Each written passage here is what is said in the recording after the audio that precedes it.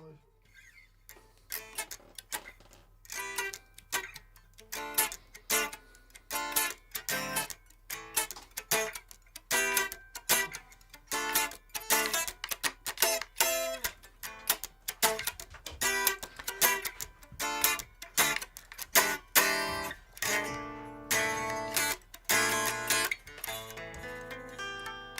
Hey everyone, welcome to That Pedal Show. Viewers, comments and questions, Dan here. Mick here, hello! Hope you're all amazing. Hope you've had the best day. We've had some fun and shenanigans today. Shenanigan. What a guy. 10 golden tokens, which will be announced forthwith. Just want to say thank you for the super chats tonight. We've had some extremely generous super chats. Thank you so much. Amazing, thank you. Thank you to BV for moderalising. I'm about to turn the super chats off because we've got quite a lot. And yeah, thanks for being here, everyone. Happy Monday, Yeah. or might be Tuesday, very early Tuesday morning for some of you, but for most people it is Monday. And what a week it's been. We had the craziest week last week. Yes, we did. Can we say Say what? why the week was crazy? There's one to know. It's all right to say, isn't it? Well, we've already said. We've already said. So yeah, last week we interviewed the incredibly talented and wonderful Madison Cunningham, and she, wow, just That's the word for it. wow. That is the word for it, Yep. Daniel. And then our dear friend Joey Landreth popped in, and it was fabulous. What a human. It was great. We had worked out we hadn't seen Joey since 2023, which seems impossible. Yeah. And just to get to hang out for a couple of days and do dinner and play guitar and mess about, so it wasn't all just work. It was just fantastic. Yep. Really fantastic. So yeah, we're sort of basking in the love of our very, very privileged and lucky position to be able to hang out with such wonderful humans. Yep. And indeed to be able to hang out with such wonderful humans tonight. Thank you for being here. Yes. Stelec3458 says 4 rock. Yeah. That's very good. Thanks to Ian. Ian, I don't know if you're watching, Ian, but I've been looking for a second 2 Rock 212 just recently. I've been borrowing one off my friend Alistair, who wants it back, and I've managed to find a used one under the TS1 there. It is monolithically epic rig. I just noticed your new t-shirt. That is... I've got one and I didn't wear it. Why didn't I wear it? Yeah, these teas in the store, by the way, and on the subject of the store, we'll talk about this more in a minute, but if you order anything from today until the 30th of April, you will go into the hat to win... Where have my tokens gone? Don't know, but there's one here. Oh, I know. Here you go. You got one? They're under the fez of truth. In a sort of Willy Wonka style, the 10 golden tokens, right? Get a load of these. So 10 of these will be in with merch ordered between now and the end of April. And there'll be 10 very, very special prizes. Not the least of which you get Yeah. a token. Thanks to Chris Smith. Chris brought these to an experience day. He had them made and he brought them to experience day. And we said, do you mind if we use them Yeah, amazing. to allocate prizes? So the prizes are random and they will include, more details on the website, but they will include experience day place, afternoon pedalboard session with me and Dan, coming to watch a show filmed live, pedals, money to spend in the store, 10 separate prizes for 10 separate winners. Amazing. Details on the store. Yeah, so it's Willy Wonka. If you find one in your package, as it were, you'll win. Yep. Full details on that Pedal Show store. Andersons are in the chat. Ah, bonjour les Andertons. Wonderful humans they are. I went and hung out with them for a day. Last week? I can't even remember. And redid Lee's board. And it was... Man, it was... So Taylor, Pete, Danish Pete and Lee and me. And was there for about 6 hours. And we just laughed for 6 hours. And I felt so much better than when I arrived. Humans, man. It was brilliant. Ark. It was absolutely brilliant. Dare we invoke the legend of Ark? It's analog, it's real, and it's communal. There you go. Anything div is going to make you sad. Digital, Div. individual, and virtual. There you go. Anything Ark, analog, real, and communal is going to make you happy. Yep. Or at least will provide the bedrock for you to be happy. So do the div. Don't do the div. Don't do the div. Do the Ark. Do the Ark. Like it. I went to a pub on Saturday and watched a game of egg chasing. Rugby. Yeah. Well, Very two good. games of egg chasing, actually. You watched back-to-back egg chasing. Yeah. Wow. I mean, it was broadly the same. Load of blokes chasing the egg. It's like the downhill cheese run. Yeah. Except that half the people supported one half of the egg chasers and half the people supported the other half of the egg chasers. And they all got very baity when the other lot won. You know what? I won't get into it. So it was good. We enjoyed it. G Bar says, "Man, I dig Ark." Yeah, thank you, G. We do too. And I'll just say this little bit of stuff. The Ark is now more important than ever. I believe that, and I think part of that. I'd said this to someone last week. Gone out playing some gigs, and I'm like, man, you're out there. You're performing, you're bringing a bit of levity to people. It's important. It's important work now. Yeah. You know, really Yeah. is. Yeah. I think taking this, you know, the tone, the vehicle of expression, to be able to do that with people now is super, super important. More important than I can remember it. So, yeah. There we And are. thank you all for being here today. Indeed, part we of it. say hello to Eagle Ray Rob, to Will Wetherington, to Morley Robertson, to Simpwood, to Whit Anderson, To woo. woo, Ricky Sleeper, Tomthy, who have we got? Zuta Law, Frankie Holt, Pete Lawler is on, BV of course, BV, thank you so much, Jim Williamson, Adam Brunner, Will Wetherington, Evan Ward, Todd Roy, and Scott from Baltimore, Ian Bogle. Lots of lovely friends. James Blessed, of course. Matt Swanton. Hofbert. Giorgio. How are you, buddy? How lovely. Ciao, Giorgio. Joe Fonseca. G. Barge. Oh, lovely, lovely friends. It's nice to see so many familiar names. It's And really lovely. of course, Simon V. How are you, buddy? Yes. So, yeah. Yeah. Beautiful. Richard Pribbenauer's in. Hey, Richard. Johnny T5E3, anyone watch Crufts? One of the ladies that works for me, she had 2 dogs entered in Crufts this year. Wow. Yeah. She had 25 dogs in her category. She didn't come anywhere, but she had a wonderful time. Yeah. Yes. There you go. Nice. My neighbour goes to Crufts every year. I'd love to do it. I mean, surround me with dogs and it would just be in the happiest place ever. I think the dogs I could take, the very serious dog people, less. Have you seen Best in Show? Yeah, exactly. Oh, it's... Or like a spelling bee with Oh, no. parents who are like, you know, Yep. injecting their kids with vitamins so they're better at spelling and stuff like that. Oh, fabulous. Thank you, Bebers. Housekeeping. Housekeeping. Can I have some housekeeping music? You there? can. You can. You might have mentioned the first one. Yeah. Yeah. Oh, it's nice. It's sort of a polka theme. I like that. Trying to think of some Best in Show music. I like it. Do you like it? I like it. Yeah. Oh, it's gone from polka to drunk polka now. Okay.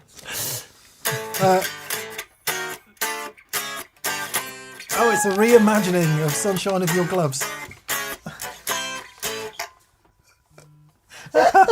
That's excellent. Anyway, 10 Golden Tokens is now live. So as we said earlier, go and read on the website all the information. But anything you buy, every single order between now and the 30th of April 2026 from thatpedalshowstore.com will be eligible for the 10 Golden Tokens campaign. Golden tokens.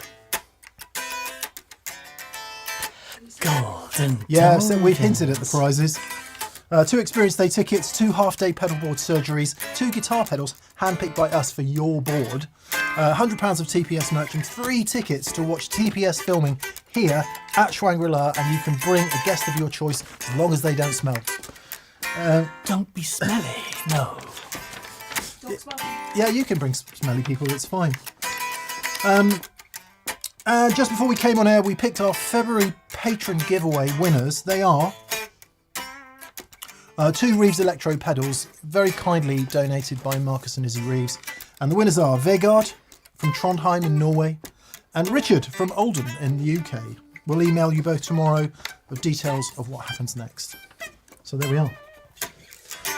Before you post loads of questions about the 10 golden tokens giveaway, go and read the website, because otherwise we'll spend all night talking about it.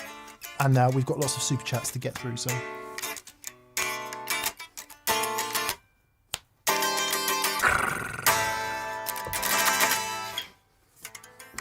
Nice. Okay. Let us then stampede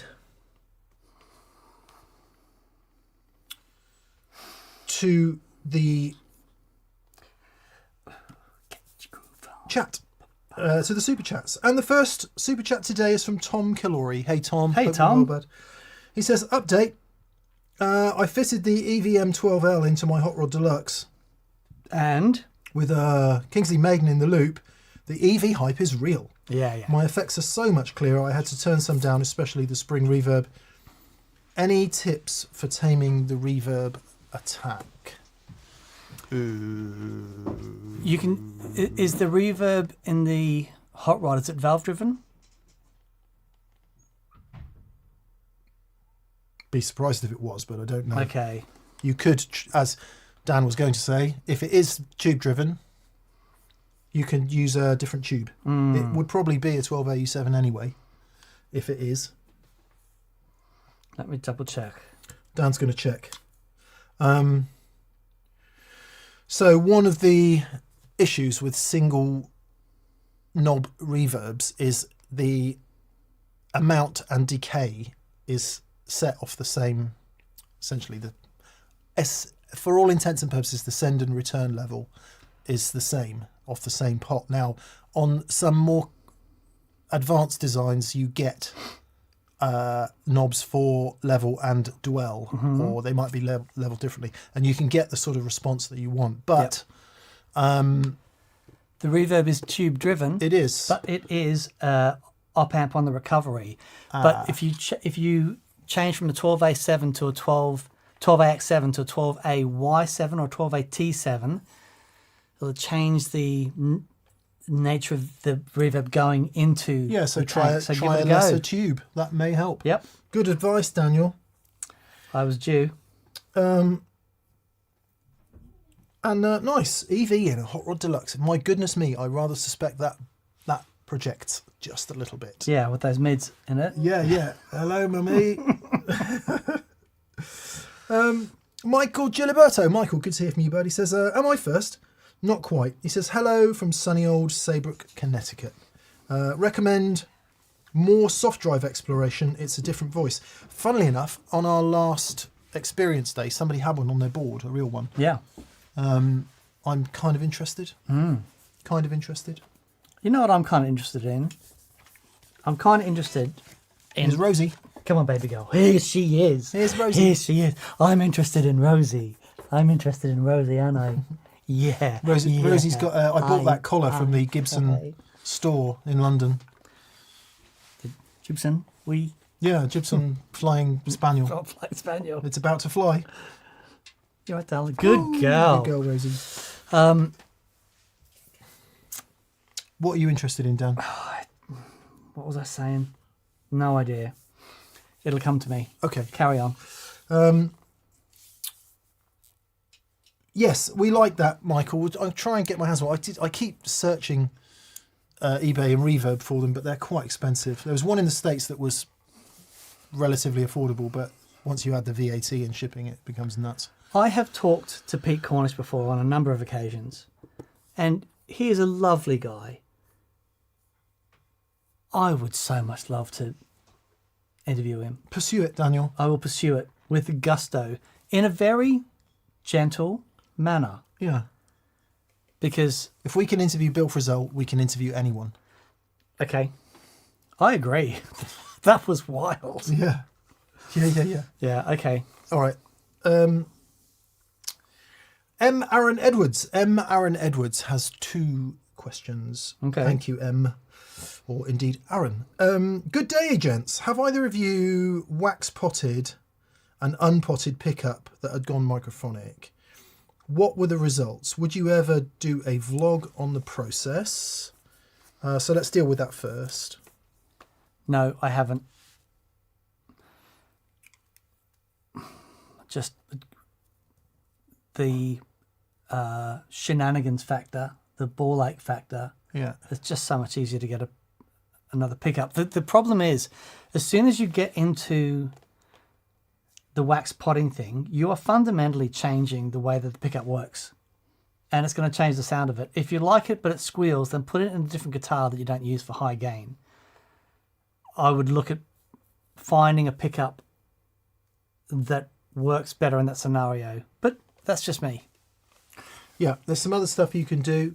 So when I put the humbucker from my 335 into my PRS SE, and there was a little bit of a vlog on it that we did as part of the £500 pedalboard challenge. In the 335, the pickup never squealed. By the time it came to the PRS SE, it was squealing like a banshee, and it was unusable, actually. I found a bit of stuff by the guy that makes throwback pickups. Yeah. And I'm sorry for forgetting his name. John. Yeah. I've been actually emailing him this week. Nice. He's wonderful. And there were some tips on there. So different things can cause microphonics in a pickup, right? It's usually something rattling or something loose, and it could be anything in the pickup. So you can check all of that, and you can remove the cover, but again, that will change the sound, or you can just make sure the cover is seated nicely. So I did all the things that John said to do, including putting a bit of sealant between the slug coil and the pickup cover to hold it a bit more. And it will squeal. It's not exactly the same pickup, but they were both the same. It will squeal, but not as much as it did. Okay. And it is now usable where it was unusable before that. So there are things you can do.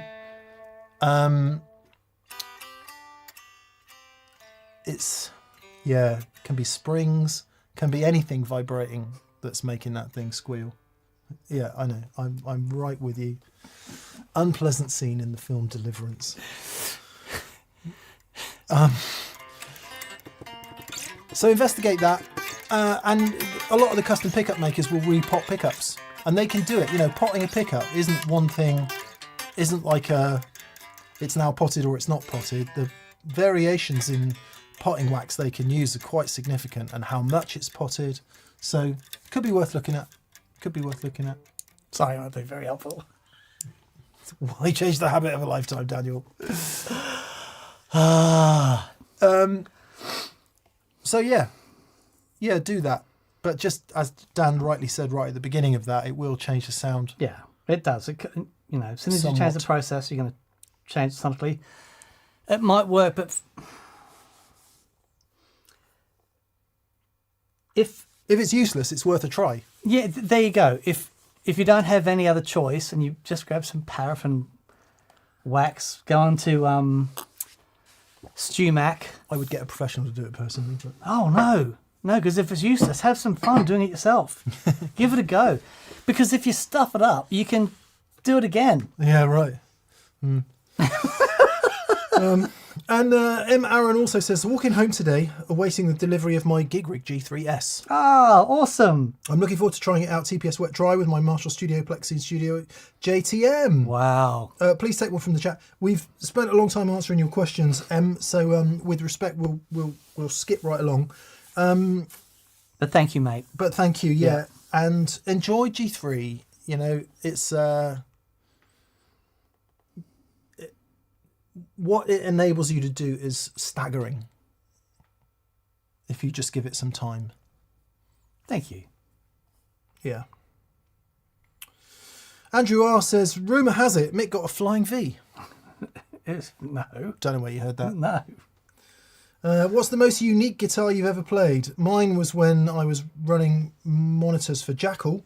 I got handed Jeff Worley's chainsaw guitar and asked to swap a string. Nice. I think I've got that beat. What is it? Unique guitar. Okay. I was... Was ist das uniken Gitarre Sie haben gespielt, Daniel?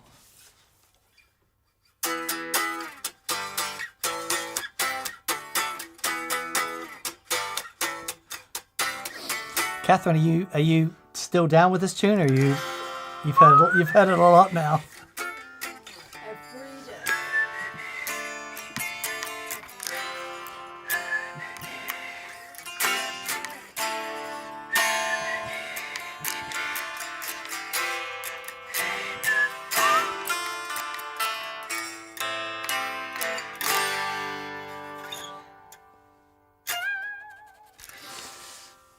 Every day. This is my unique guitar story, and you can play my unique guitar story tune. They're beautiful. I was playing acoustic guitar for a singer-songwriter who had just written an album with Randy Bachman from Bachman Turner Overdrive, and she was playing a songwriter convention, and Randy was going to be there because he was following the Shadows around when they were on tour, because he's a massive Shadows fan. And he was going to be there. And so she said, oh, Randy, will you get up and play some tunes? He said, absolutely. And he brought a guitar with him.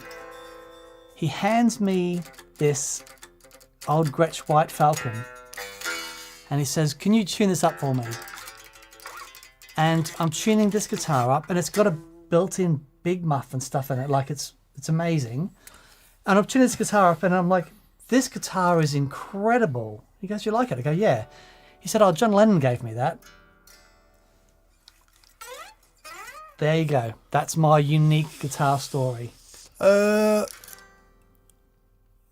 ist das? Bachman Turner Overdrive Bachman Turner und gespielt. Overdrive. Sprechen. Was ist das? Das, ja. No. You know. Also, Daniel. Das ist die Bachman Turner Overdrive. Sprechen. Danke schön. Danke schön. Also, I've told the story loads, but meine Gibson Flying V why we? ist nur Rockmusik gespielt auf der Scorpions. Anyway, also, literally can only speak German and play the Scorpions on that guitar. My most unique guitar story is not as interesting as that, but it was a Teufel birdfish. A Teufel birdfish. Have you ever seen a Teufel birdfish? No. Google that sucker. That's the most unusual guitar I've ever played, closely followed by the bass player in the Wurzels, who had a precision bass made in the shape of a Frisian cow Wow. with udders.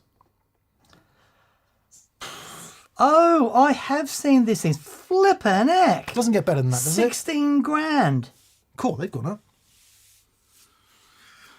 You know, opposite ends of the weird guitar spectrum there. Oh my goodness. Hopefully we're seeing entries for your weird guitars in the main chat.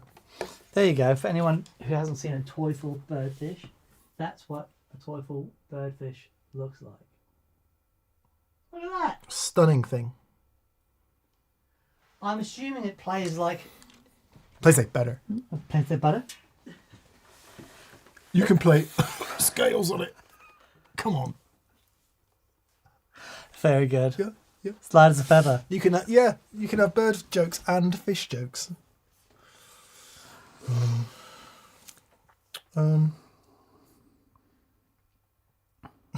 Utter nonsense, says Braden Rodriguez. Simon V says, mein hamster distortion pedal is kaputt. Oh, nein. I can see you're all really impressed with my German.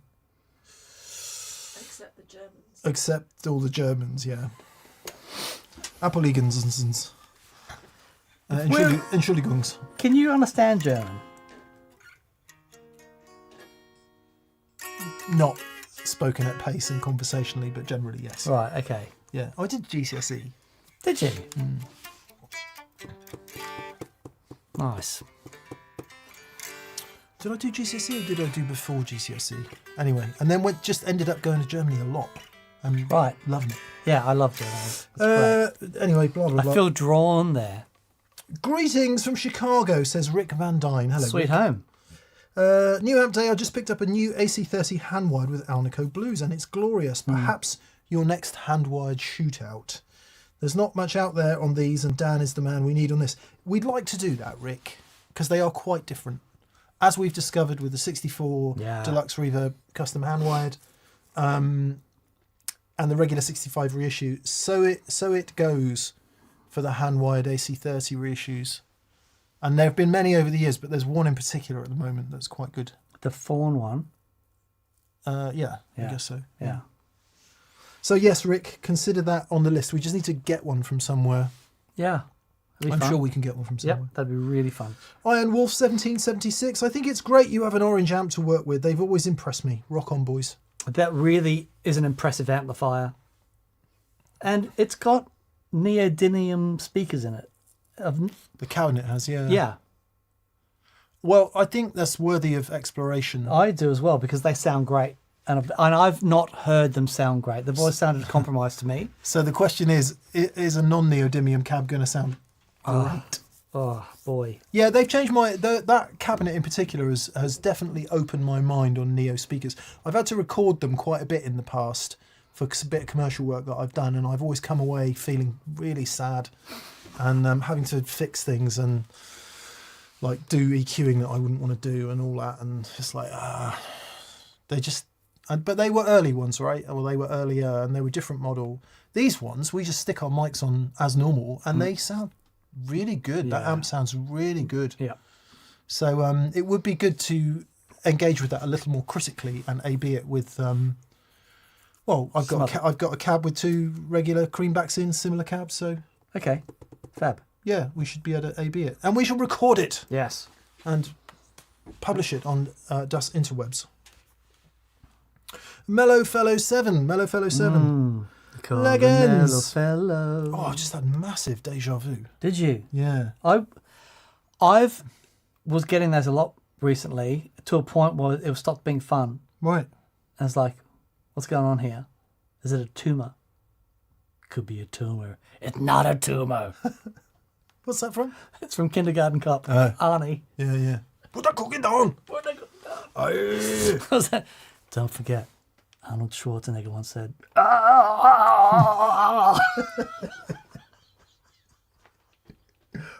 Get to the chopper.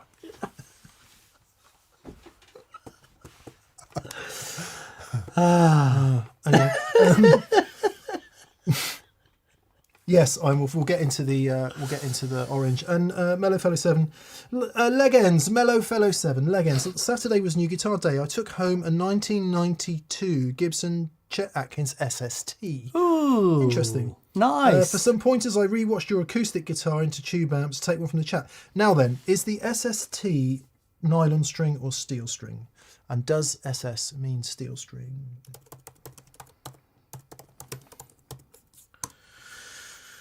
I keep watching the video with him and Jerry Reed.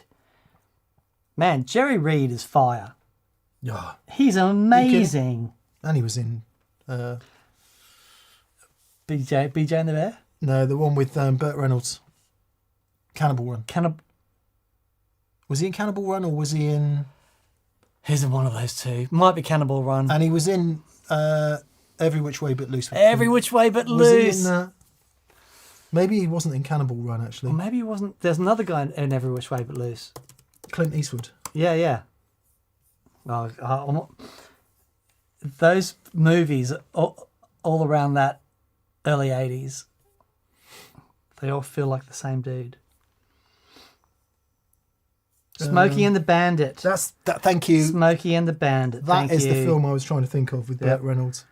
James Bless says, beautiful tangent. Thank you. I don't know that film, but I'll keep a lookout for it.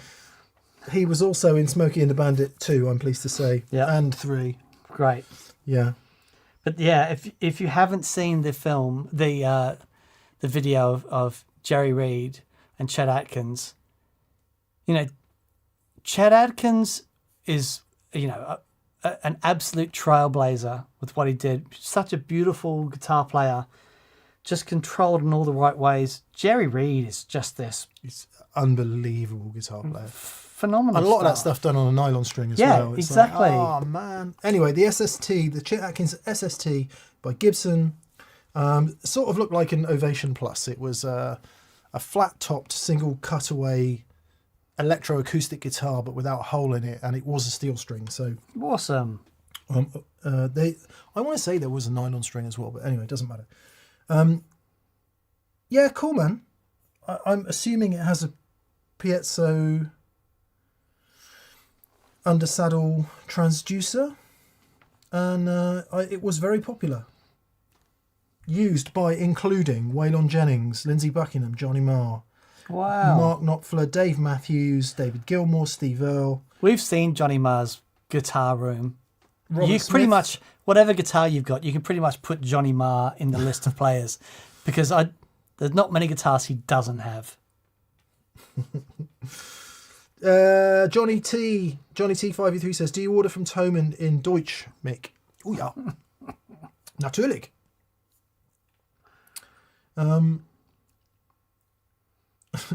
Johnny T says a Yorkshire accent is good for German. Oh God. Haben Sie? Anyway. Enjoy, do enjoy the SST, and hope you like it. It was designed partly to get acoustic guitar sounds at higher volume, so no resonating chamber, no sound hole, Oh, yeah, right. and there was a raft of, for want of a better term, solid body electroacoustic Yeah. type guitars. Kramer did one, the telly-shaped one, Right. that was used on loads of, certainly in the early 80s, but Chrissy Hine was in quite a few videos with her. Oh yeah. And it's the very first Crowded House album, there's songwriting sessions. You can see Neil Finn bashing away on one Using- of those. Yeah. Cool. Enjoy, mellow fellow. They call him Mellow Fellow. Johnny T says, Philip Sace is playing near me soon. Is he a must-see? Yes, he is. And he's coming in to do a video here in a couple of weeks' time. So we're really pleased to see, Cannot to welcome. wait. I can't believe it's taken this long. Yeah. I say this every time we mention Philip, but he gave me this many years ago. When I first met him, bless him, gave me this Oxfuzz. Amazing. That's so cool. And I've managed not to sell it or give it away. So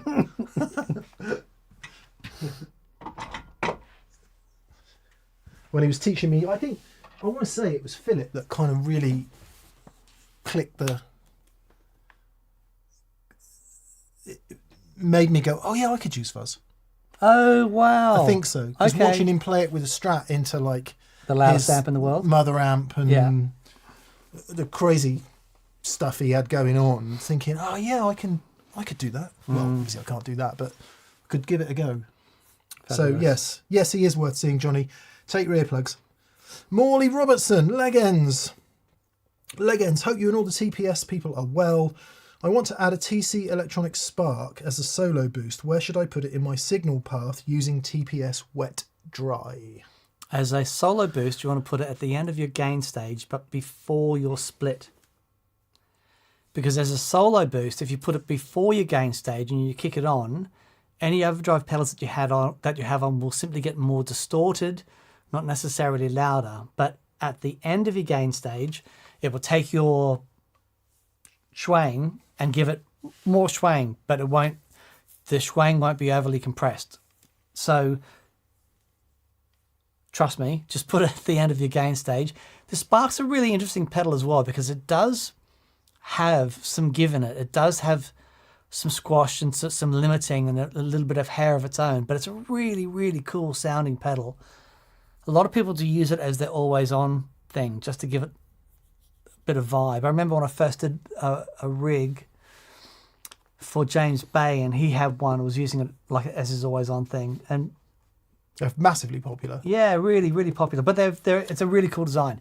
So, last in your gain stage certainly before the split, and you'll be good to go. Yep, there you go. The only caveat I will add to Dan's truth is if your amps are set gainy, all that'll happen is everything will get more gainy and more compressed. So you do need the amps to have some headroom in order to be able to take the extra boost. Yes, So very important. yeah. And then this is where people pipe in and say, yeah, but if you put it in your effects loop, it will get much louder. Well, it will and it won't. Again, it depends what's happening at phase inverter stage of your amp, depends what the power amp's doing. If it's already overdriving, it will just push it more into overdrive. So wherever you put it, there's got to be headroom after it to give you the volume lift. Yes. Absolutely. Yeah. Sean Jones. Hello, Sean. He says, loved how that Asheville Music Tools AFG1 sounded. Curious. ADG, AFG? How does it stack up with your previous favourite mono analog delay, the Sir Discovery, and have you been able to try the Walrus Meraki? It's currently my favourite. I would say it is easily up there with the very, very best analog delays I've ever tried. Funnily enough, though, I've never played an analog delay that does the Memory Man. Never played one that does that sound. It's the most unique sounding thing. However, the ADT, beautiful. Mariachi's is also amazing and it's visually spectacular. I must say. I'd like to get one of those because apparently you can have them. You can have the delays series or parallel. Yeah, cool. So I've heard. Right. Correct me if I'm wrong. We were astounded by that analog delay. I was astounded by how bright it can go without any significant clock noise. And what I've since discovered reading over the weekend is one of the reasons that Hawker has left out tap tempo, anything else like that. Apparently, as soon as you start to implement that stuff, You start getting into noise. then you start getting into noise. And it's a real bugger, isn't it? Because I was listening to it going, there you go, there's my new delay pedal. Yeah. And then no tap tempo, and you cannot adjust the effect level with an even though I said you could. Yeah, you can't with an expression. And those two things, if you've got two delays on your board, I can live without tap tempo on one of them. Yeah. Because you use that for your analog sounds and it's fine. Doesn't really need to be in time. But if you've got one do it all delay, for me personally, it has to have tap and it has to have level control via expression. Yeah. So it's such a shame. And then I'm going, well, maybe you can have that and the tone. And that's where it starts. Yeah.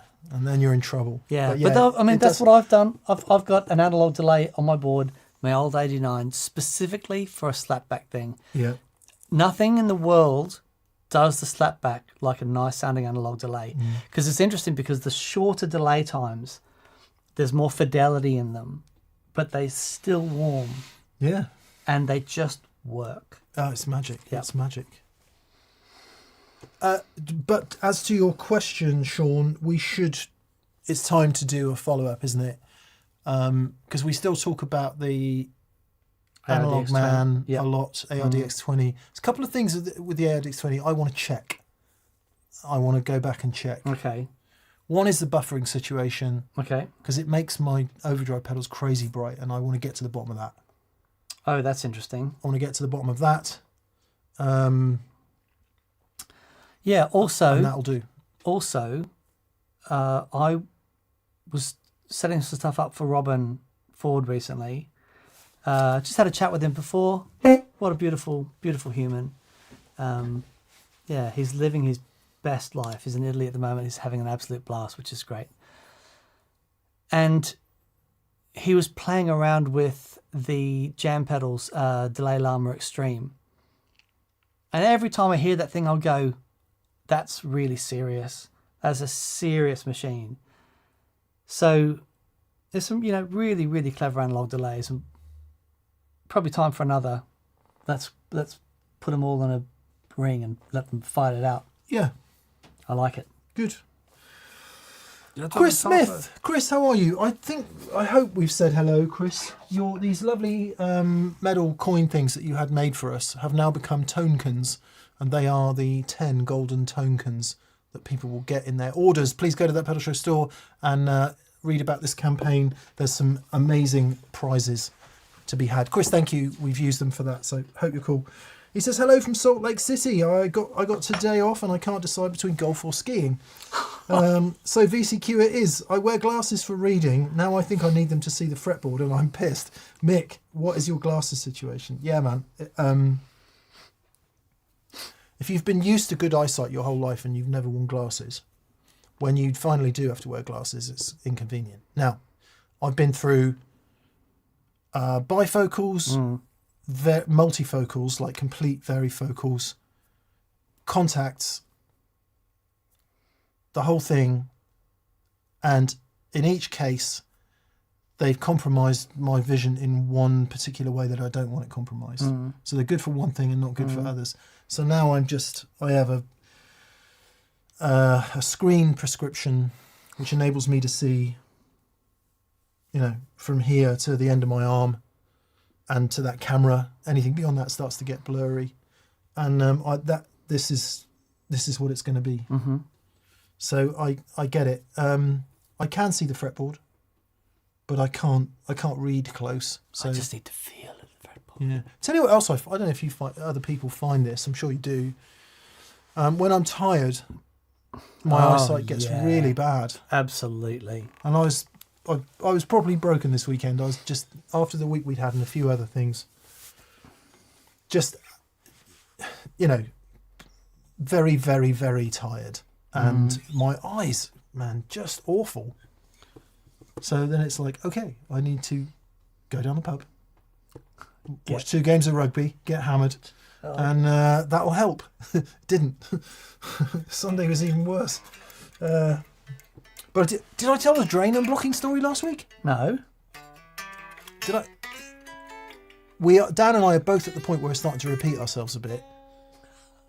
I had an absolutely edifying grown-up experience last weekend. For the first time in my life, I rodded a drain. It was epic. Bought drain rods and everything. Fantastic. It was like, I was like, you are not a man until you've rodded a drain. I'm sorry. Yeah. Have you rodded a drain? Have you rodded a drain? Have you rodded a drain? Answer me. God damn it. Oh, damn. Get mine in the gutter. Have you rodded a drain? Yeah. Yeah. Oh, I became a man at a relatively young age. Okay. Yep. All right. No. So when I used to renovate houses in Australia for a gentleman. Yeah. I was project manager. You made tea for a guy who renovated houses. No, I did it. I did the work. That's where I learned to do all this stuff. I And worked rodded with and we rodded drains, and it was amazing. Yeah. Boy to man, right there. Yep. You got to be careful. Only go in one direction. Don't go backwards. You're gonna lose your rods. All that stuff. Yeah, that's very interesting. It is very interesting. How do you get them back out then? Yeah, you got it exactly. No, it's good. It's that was really it was a fun job, and Edifying. yeah, definitely. Edifying. Oh, it's one of my team used to absolutely love it. It was his favorite job in the world, and the worse the drains, the better for him. Yeah, it's great. Yeah. Yeah. It's really Paul says, but have you rodded a chimney, Mick? No, never step in time.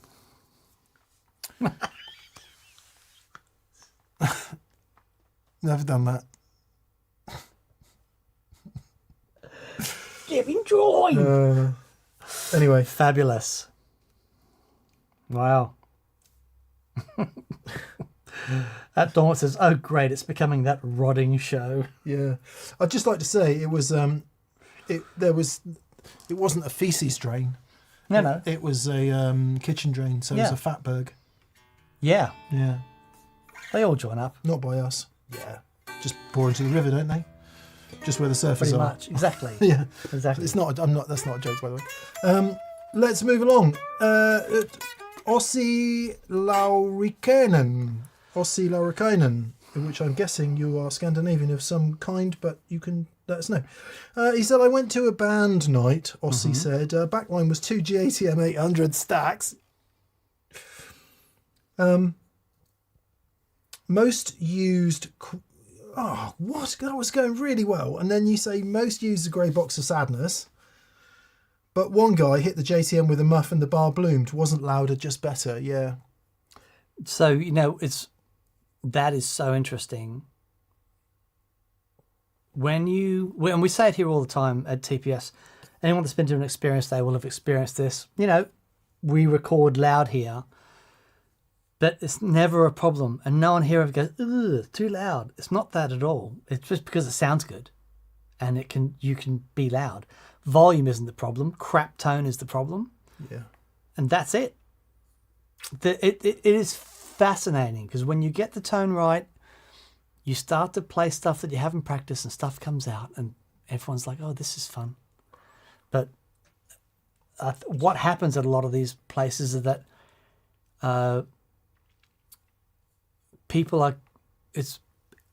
they're not willing to stretch out of their comfort zone, and they might be comfortable with the grey box of sadness, and that's fine. And it might take you a couple more times on stage before you're ready to,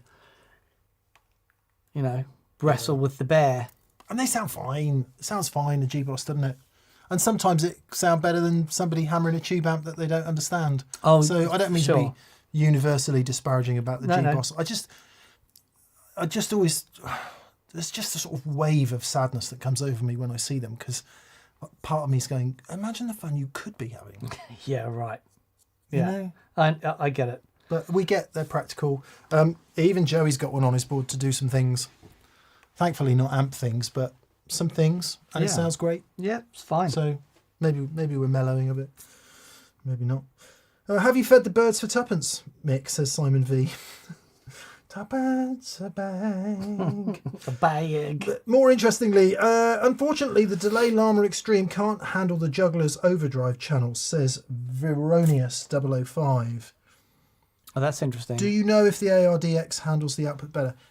If the Juggler's in full-on preamp mode, It won't. you're going to need a line level, something that can take up to line level Yeah. for that. And analog delays generally are not suited to that application. For the same reason, a lot of analog delays don't work great in amp effects loops. That's right. They work in some amp effects loops, but not all. You want your analog delay further down chain, really. Yeah. And it's harder to match up, especially with really aggressive, really loud preamps and things. It should work fine with the Juggler in its overdrive pedal mode. But if you've got it in preamp mode, yeah, it's going to struggle. Yeah, exactly that. They just don't have the headroom. Yeah. And that's okay because they're amazing and we love them. Darlene McMillan 5802 says that pedal show is missing a laugh track. We should so we should so have that, shouldn't we? We should. I think we can plumb it in on the machine. Oh, and there's some buttons that Yeah. Okay. That's very good.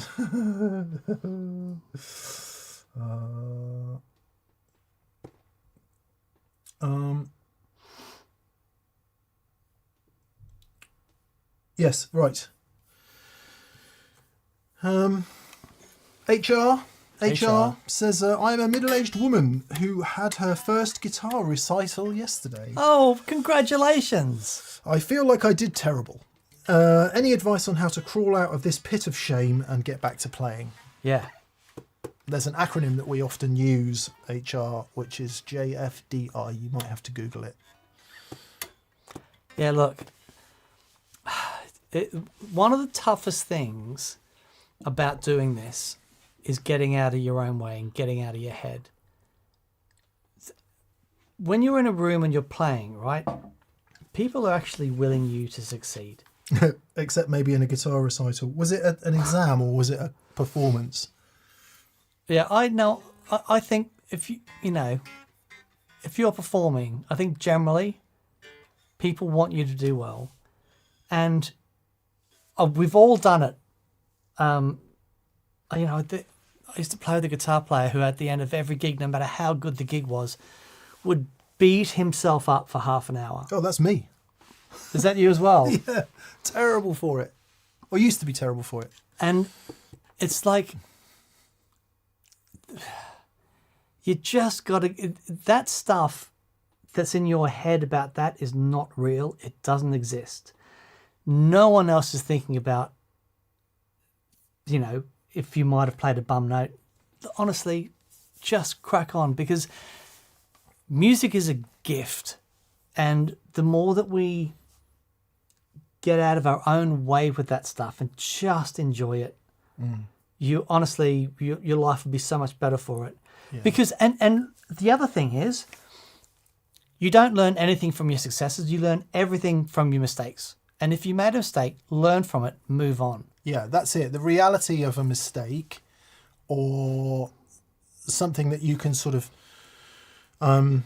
objectively say, yeah, I could have played that better and I know how I could have played it better. Yeah. That gives you something to do. There you go. But if actually what you're just engaging with is a negative thought, which has no basis in any sort of objective observation, then you are just, you're into something called psychological time and you're beating yourself up for no good reason. Yep. So in the same way that people might record themselves and watch their recordings back and go, how can I be better?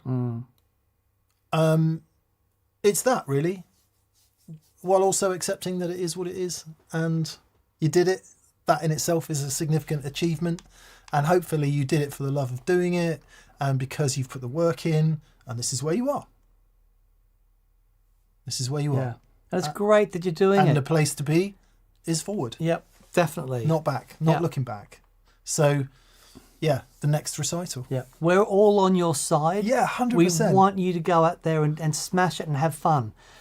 Absolutely. Just go and do it. Don't get out of your head about it. I have this conversation with lots of people. My daughter is a seriously talented musician. She's an artist. And like a lot of young women her age, there's a lot of stuff going on and spends time in her head. It's like, we have these conversations about it. If you can get out of your head and just enjoy it. And when she does it, honestly, the music is better. She has so much fun. When it becomes about nothing else but the music and just being in the moment and having a flow, then it's not about you. It's about the music. And it's just great. Yeah, yeah. And there's lots of people chiming in the chat, saying similar things. Ruby, is that you? Is that your name? It displays differently. Anyway, so hopefully there'll be some kind words coming in from everyone, because we've all been there, right? Yeah. Come back next we week. have all been there. Keep smash out some practice this week. Come back next week and let us know how you're doing, because we're on your side. We all want you to do great. Man, well done for doing it. Well done for stepping up and doing it. It's brilliant. Veroni's 005 is saying apparently we had the same problem with the Delay Lama Extreme when we were trying it with the Megabyte and the Nemesis 2 years ago. Yeah, I might reinvestigate that. Yeah, could be that it just has less headroom. Yeah, sure. But normally if they've got less headroom, they'll just overdrive and distort, but you're saying it's doing something else. Interesting. Cars in Dimension says, why aren't there super chats? We turn off the super chats when we have enough to be getting on with, because otherwise we'd be here all night. And and people who get here early and put their super chat in, we want to be able to answer the super chats and give them the attention and time that they deserve. and also because they got here early and they wanted to in the super chat. So there you go. There's your lesson. If you want to super chat, make sure you're here. Do it early. 5 minutes before. Get your super chat in. Do it early. Yeah. Executioner's Bong. Executioner's Bong says, Toes. Every time. Toes, I play a super reverb and an AC30 wet dry, and I've got more buzzing coming from my amps than I can live with for recording. Any experience with power conditioners? Much love from Indiana. So the first thing is one of the amps isolated. That's the most important thing. You need to make sure that where you split them and how you split them, you need to make sure that that's isolated. That's the first thing. Power conditioners is interesting. It depends on what is actually causing the noise in the first place. Yeah. The most common thing is the earth loop. The second thing will be dirty power. So that was an AC/DC record, wasn't it? Dirty power? Yeah.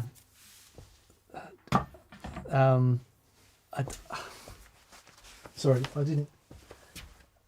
I thought it was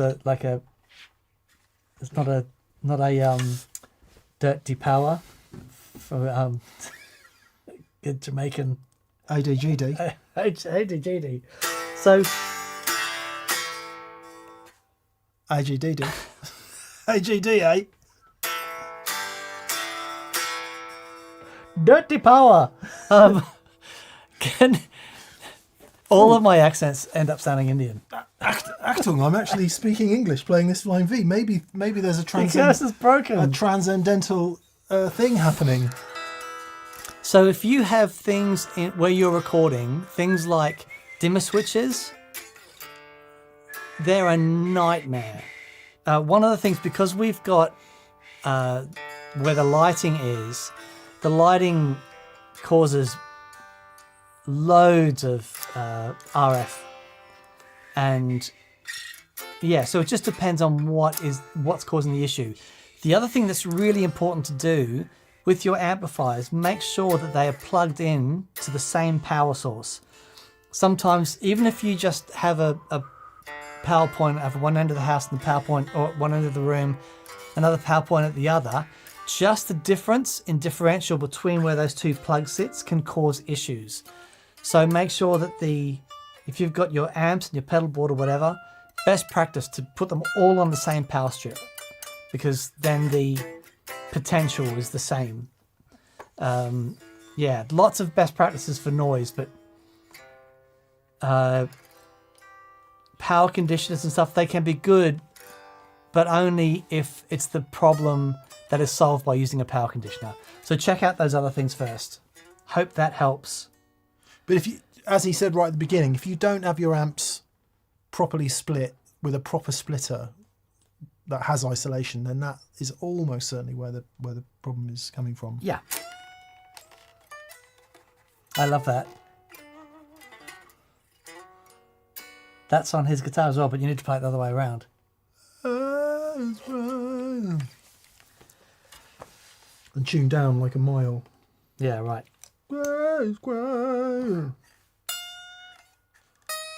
Nice.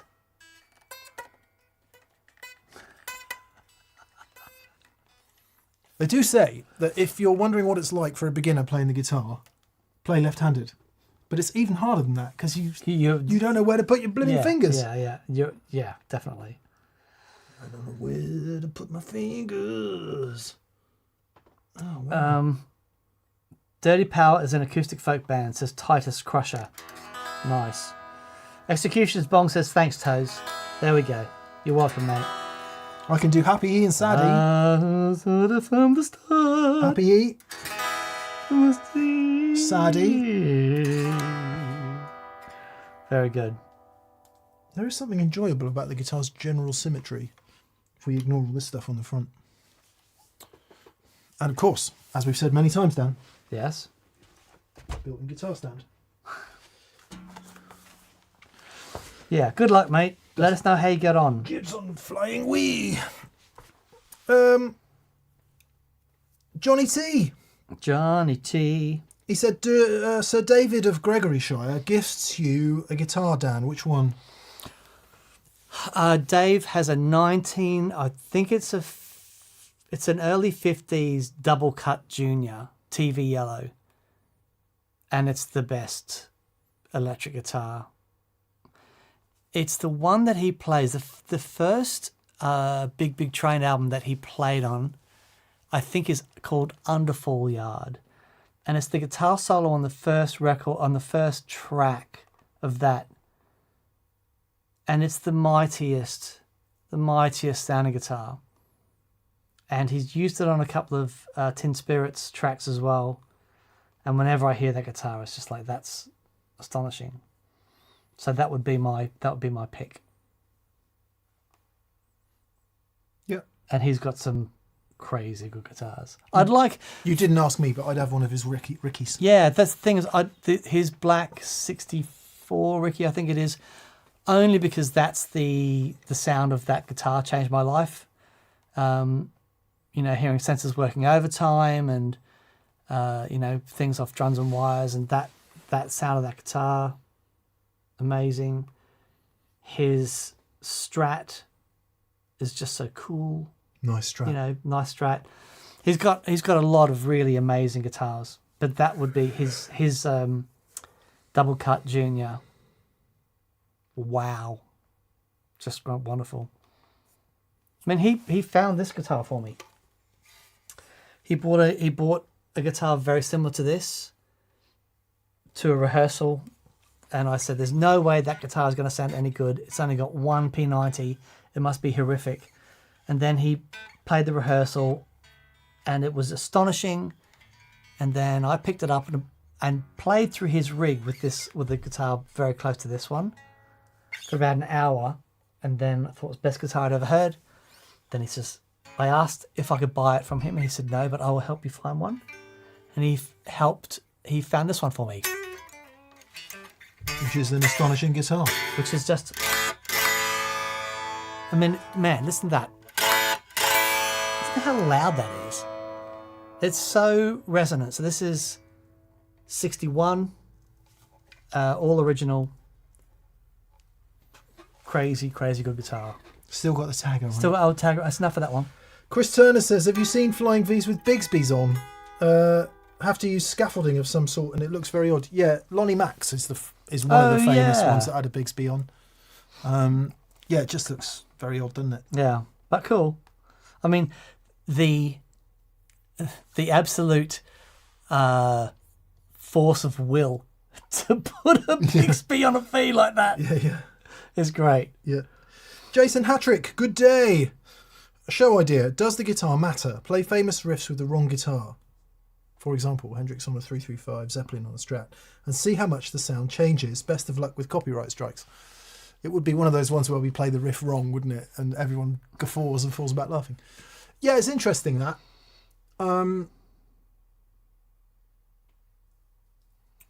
Quite often in the chat, if we do something very easy for me and Dan and everyone watching, of course, and if you're into guitar and you love guitar and pedals and amps and all that stuff, then you just do this naturally. The brackets around which you judge things become ever smaller.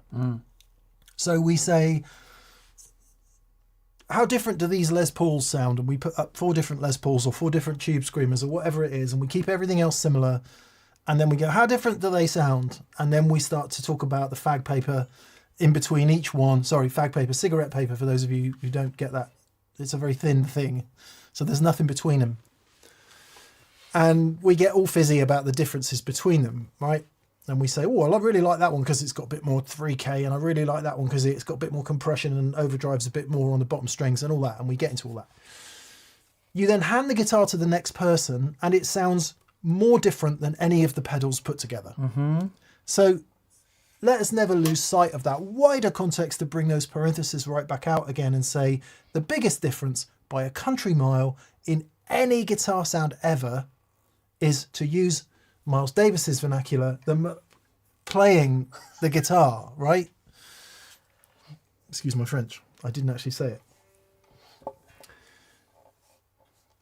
But then once you standardize elements of the chain, then yes, you can listen to the differences in the thing. So does the guitar matter? Yeah, I mean, for an authentic Jimmy Page Les Paul into a Marshall sound through an Echoplex, the Les Paul does sound quite different from a Strat. Yeah. And you listen to the clips of Hendrix playing a Flying V. It sounds very cool, but it sounds like a Flying V. Yeah. So yeah, it does matter, but how much does it matter? And I suppose that's the question, isn't it? I still want to do this thing where we keep the gear the same and get 5 different players. Yeah. And then we're, back to tone is in the fingers argument, which is a bit of a reductionism. Tone is not in the fingers, but individual players do sound like themselves. What does that sound like? What does it sound like? Do you like it? There's no tone in the fingers. It's an amalgam of everything that you're using. So Yeah. Someone asked me if this is a 1 or a 2-piece body. It's a 1-piece. Because I thought that was a join there, but it's not, because there's no join. So it's just, no, it's 1 piece. that'll be the place you'll be able to see it best on the Yeah. end. No, it's all 1 piece. 1960, so it's 66 years old. Good idea, Thomas, Jason. We'll see if there's a way to address some of those big questions, because they are fun, right? They're fun. Thomas Eichinger. Hey, Thomas, how are you? He says, hello, everybody. It's my birthday today. Happy birthday!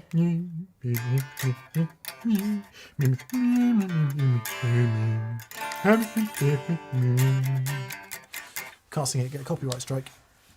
Can you imagine the dude who owns Happy Birthday going around to all the little pizzerias going, you owe me a £5. There was a rumour that it was Paul McCartney at one point, but I don't know if that's true or not. It's probably one of those urban myths. Yeah. Okay.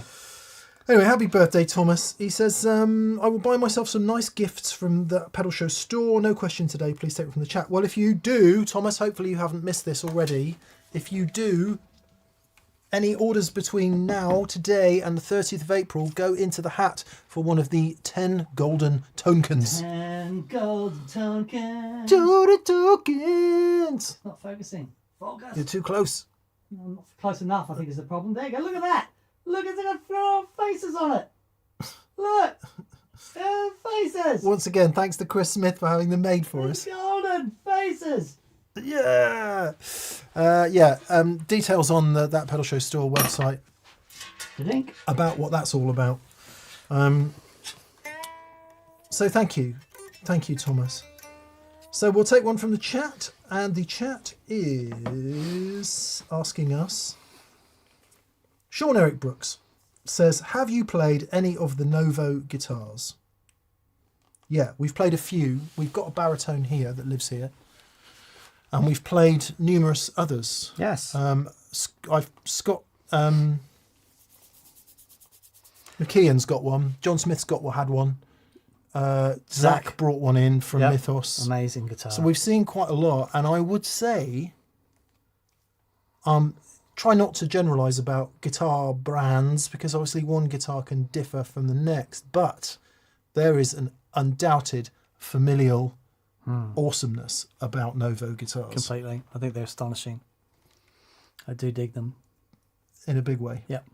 Very much so. Yeah, we like them. We saw another one the other day that Joey brought in, Prototype, which will be in the full Joey Landris show that we filmed. Oh man, it is an epic show. So for fans of that pedal show, it's getting on for 2 hours long. We were No way. yakking and tangenting and playing, and it was a good old time. Anyway, Joey's got a Prototype that is extremely cool, which you can see on that pedal show soon.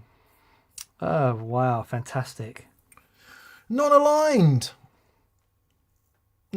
says, Hello, mate. Is there a particular guitarist or performance that inspired you to start playing, or did the guitar come first? Many of the old guard talk about Elvis or the Beatles. Beatles on Ed Sullivan as catalysts.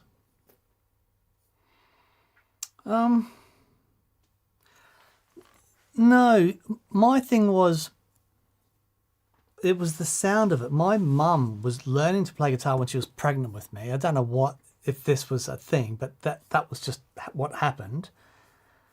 And then I was 3, my brother was 7 at Christmas, and he got one of those really cheap toy guitars in a cardboard box. It was a proper guitar, but, one of the cheap ones in a triangle box. I remember he opened it up and he hit the strings, and then I just had this crazy emotional reaction to hearing that sound. And Mum went and restrung a really old nylon classical guitar that she had.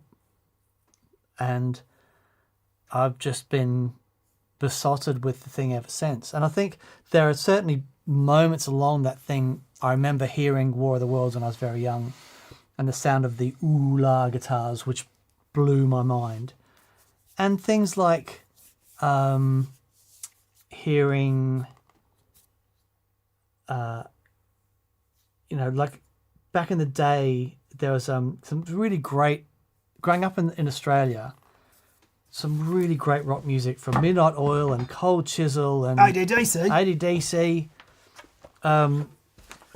It's really funny. I met Martin and Jim Magini from Midnight Oil, and such great guys. But some of the sounds they made together was just incredible. And there's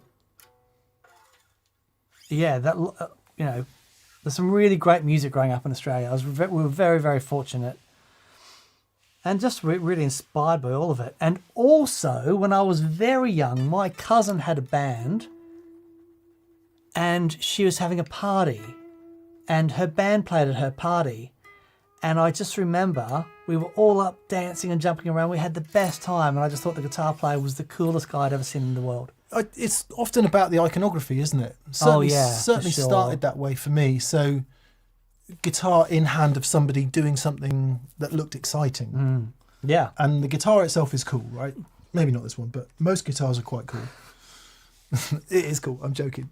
Guitars are pretty cool. They're cool things as icons. And they're wielded in such a way that is quite powerful and meaningful. So I always think that's what gets you first.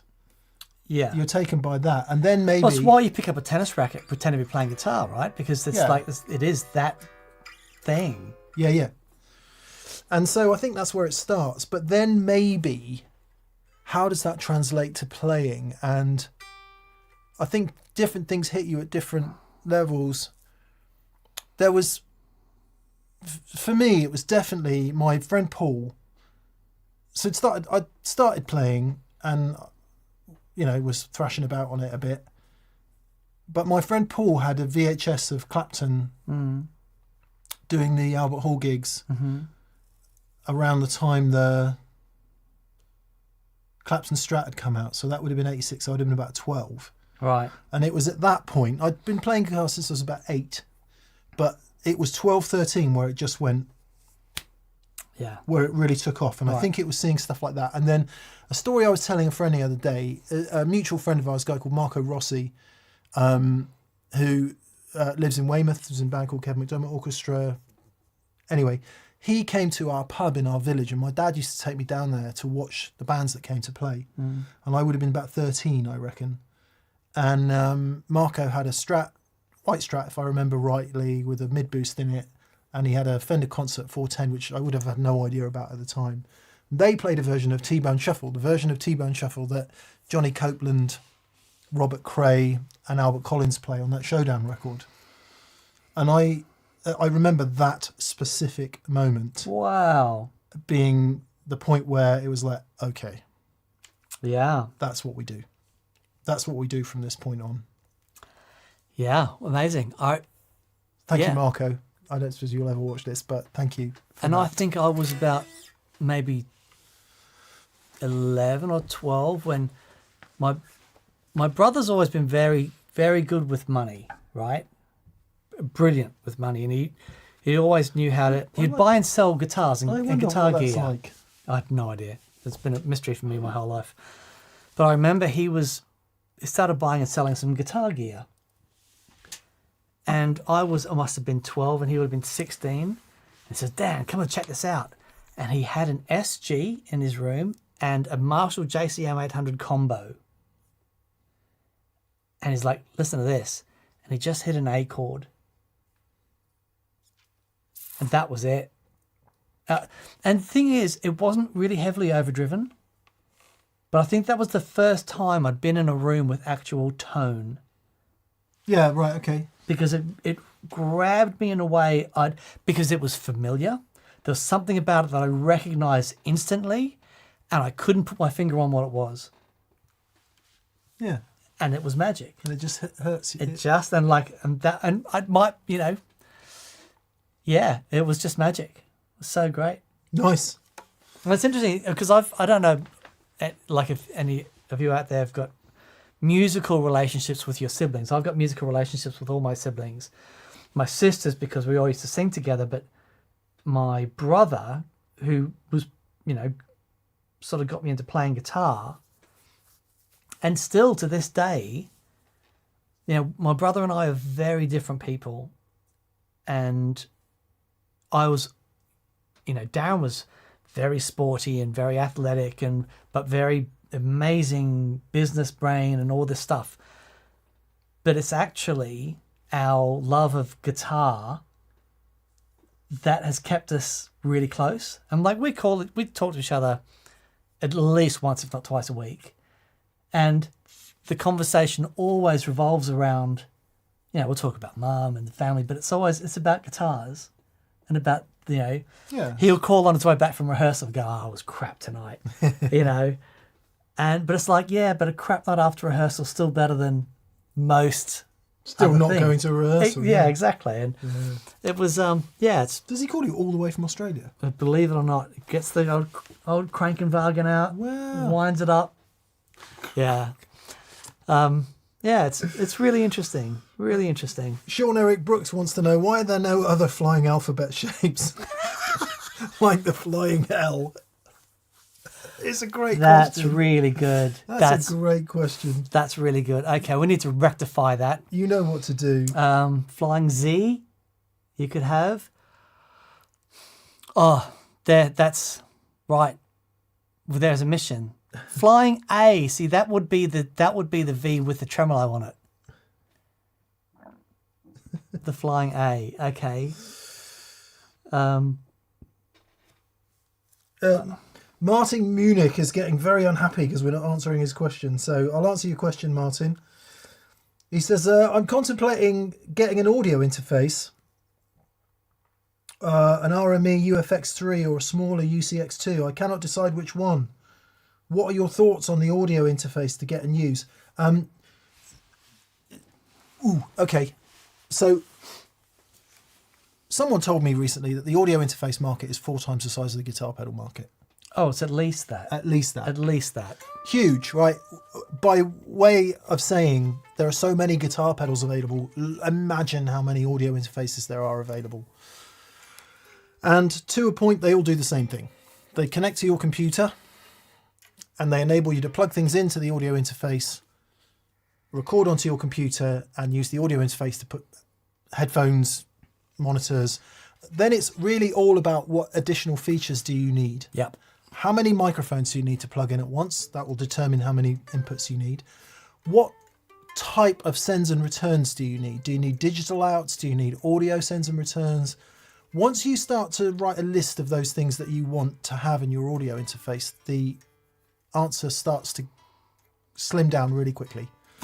And then it's about brand, because you can go and read Sound and Sound magazine or whatever the other professional recording magazines are, and they will do what Dan and I do about guitar pedals. They will split the hair about which are best.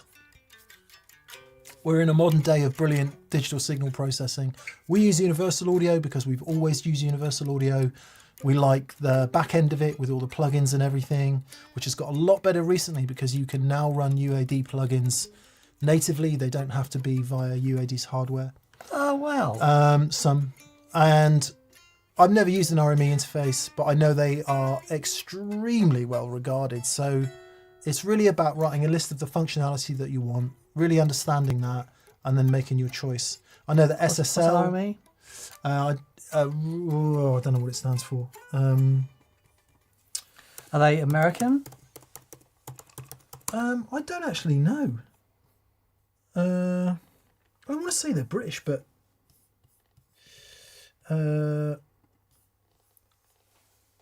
Oh, wow. Oh, that's cool. Yeah, they've been around a long Oh, time. have they? Okay. Very super professional. They've got German and English on their website, so maybe they're German. Yeah. Anyway, very highly regarded. So I don't want to say that it doesn't matter, because everything matters, but it kind of doesn't matter. What matters is you've got the features you need, Yes. and that you learn how to use it. Mm-hmm. Same with any recording gear. Good luck. Yeah, good luck, mate. It's a I'm brave new world. I'm still interested in this Flying L. Yeah. Universal Audio's new Volt things look really good, and SSL have done some really cool looking stuff just recently as well. Yeah. Not to mention Audient do great looking Audience, stuff. Focusrite. Yeah, there's a lot out there. There's a lot out there.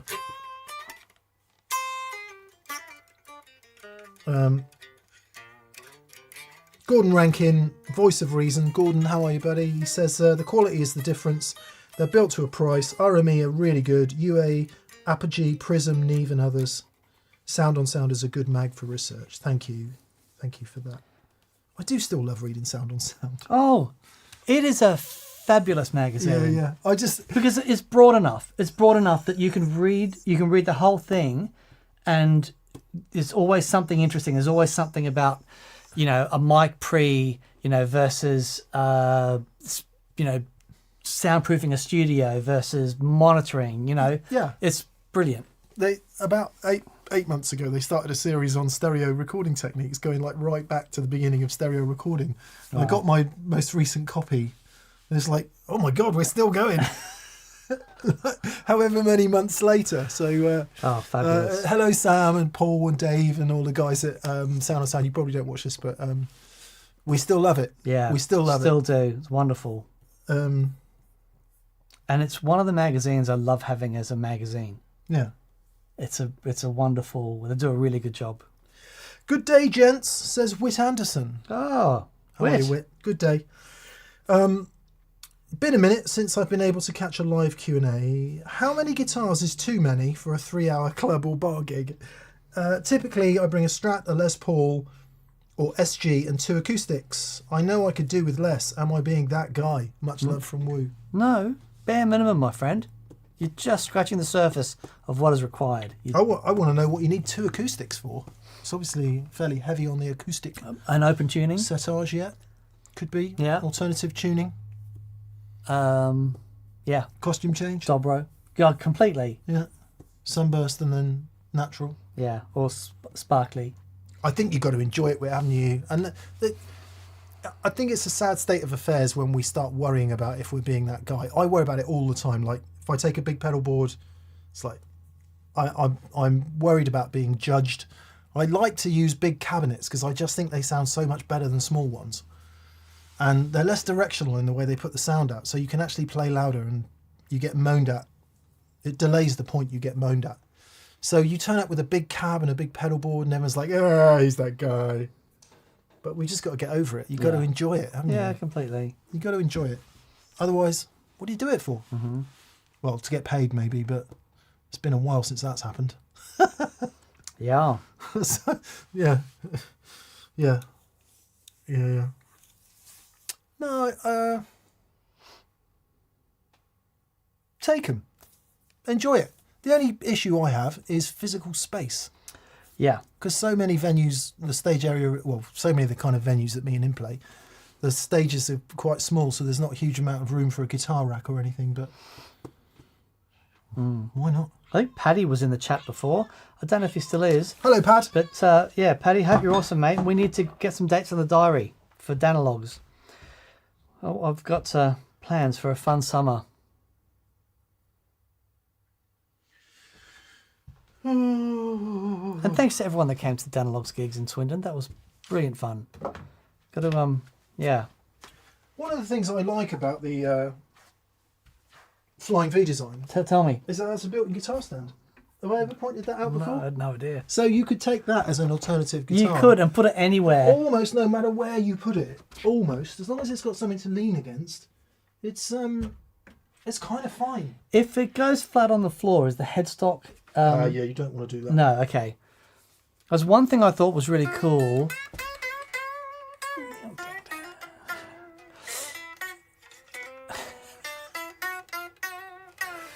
It's the same with all the Gibsons though. That back, they have to have that break angle. But that's one thing about the Tele that's really cool. Aptly named. Yeah, the break, exactly.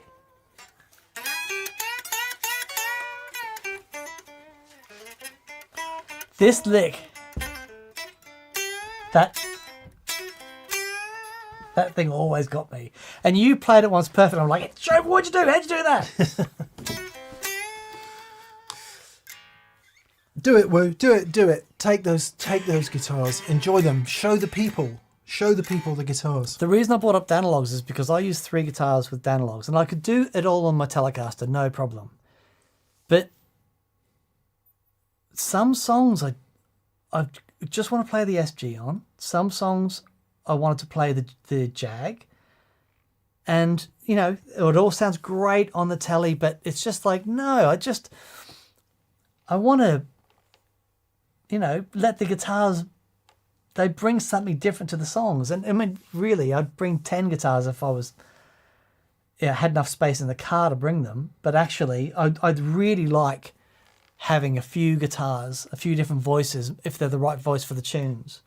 But the other thing is, you need to balance that up with, are they actually the right guitar for that song, or do I just want to play it? Both are very respectable answers. But I did think that. I also find that if I usually take a Strat. Very unusual. I wouldn't take a Strat to a gig, and a Gibson as the very minimum. Right. And it might be that depending on how the gig's going and how loud it is and what the band's doing, I might find that I just end up playing one or the other more. Okay. Because if I can play really loud, it's almost always going to be the Strat.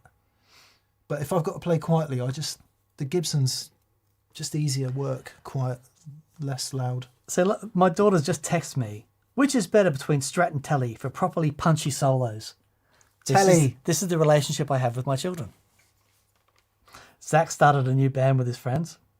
I thought he'd stop doing that. No, he hasn't sold his drum kit. He's stopped doing it while he's at uni. But his friends, and they're such great kids, and they just all want to make some noise and have some fun. Rock out. That's so great. Nice. Yeah. And Whit, thank you for your generosity, and thank you everyone for your generosity in doing super chats. It helps. Yeah, it really does. Thanks everyone. Backer says, Leggins, I'm alive and kicking again. Thanks for all the work, as always. Been watching too much since recovery. Spread the love and take one from the chat. Well, we're glad you're in the game again, buddy. Mark Theol 90 says, any experience with Stu Mac pedal kits? This is really interesting because I definitely want to do a show on pedal kits. You buy this kit, comes with a circuit board and all the components and everything you need to do to put a pedal together yourself, and they are great fun as long as, if they're complicated and you don't know what you're doing, you can't troubleshoot it, the chances of making a pedal that will never work are quite high. Yeah. Because it only takes one dodgy solder joint. Surely you've got to start with a fuzz. Got to start with a fuzz. And just start there. We could probably, I don't know if you remember this, but on Guitar Buyer magazine in the early days, I did a thing on build a fuzz face. It was like over 4 or 5 issues or something. That was after me. That was after you? All right. It would be interesting to do something like that again, because I've still got the first pedal I ever built, and I did a Phase 45 as my first pedal. It was ambitious. But if you can get the basic understanding of signal path and power supply and, capacitors, and it's really good. It's really good in building a fuzz face, to get a fuzz that you've built it with your hands and you enjoy it, but getting a bit more understanding. And I tell you what will happen if you build a fuzz, you will come to fully appreciate the struggle and effort and work that goes into all these amazing fuzz pedals that we have on the show. You'll never look at a fuzz builder again the same, because just a simple circuit like that, just the sort of capacitor, not even the value, but the type, and the how the transistors are sorted and biased and leakage, all that stuff. It's amazing. So it'd be fun to do something like that. Well, let's get a couple of kits and do it then. Yeah. They'd be an interesting sort of vloggy type show, wouldn't they? Yeah. Get one from think so. Stu Mac and we'll get one from somewhere else. And, Yeah, great. And There do you it. go. There's a challenge video, perhaps. Combustion Eng says, over 4 or 5 issues, Dan. Did you cast the enclosure? I think you'll find we milled it from solid alabaster Well, there's no that need you had to swear. scrape out with a spoon. There is no need to swear, my friend. I've just gone back to Liv and said, telly, baby girl. So there we go. Yeah. And Liv's telly sounds good. You can tell her that as a confirmed Strat user, I agree that it's telly. Yep. Jed's pedals in the UK, says David Tompkins. Yes, they're great. Jed's Peds, baby. Jed's Peds. Jed's pads. All I'm going to say is Get in. Absolutely epic. you're talking about cast enclosures. Oh, amazing. I'm looking to buy one. And Marcus Reeves brought this in, but I don't love the sound of this particular one, so I'm going to get another one. But check this, right? Oh, come on. That looks like a World War II thing. Yeah. What, Like a bunker. Yeah. When Marcus came in and we did this show, Dan wasn't here. I did a fuzz summit with Marcus Reeves. He just brought a load of interesting fuzz pedals in and we hammered through them. This is one of them, and I don't even know who it's by, so somebody please tell me in the chat. You know what it reminds me of? Battlestar Galactica. The knight in The Search for the Holy Grail. Who says, "Come on, I'll bite your legs off." Just a flesh wound. It's but a scratch. Your arm's off. It sounds utterly amazing. Wow. Somebody please tell me what it is. Marcus, maybe you're in the chat. But yeah, it does look sort of like a World War II Yeah. troop carrier or something, Yeah, isn't it? definitely German. It's not a British thing. That's definitely a Sorry, German thing. Das troop carrier. Das troop carrier. Or D troop carrier. Looks like a Star Wars prop, says Todd Roy. Definitely. 40 Watt Podcast says that's the Electronic Audio Experiments Ox EAE fuzz. There you go. Electronic Audio Experiments. Thank you, 40 Watt Podcast. And it is spec-bloody-tacular. Unreal. Yeah. It definitely looks like Battlestar Galactica to me. Yeah. And the reboot, not the original. I like Anyway, the reboot. so if I hadn't just bought myself a 2-Rock 2x12 cab for my birthday, I might get one of those Roger Mayer fuzzes. Just for the case, man. Yeah. They're expensive now. Yep. Just saw Pat Metheny once again, says Michael Schneider. In Houston, and as ever, am mesmerised by the sweetness of his tone. How best to explore emulating that? Pat's tone is,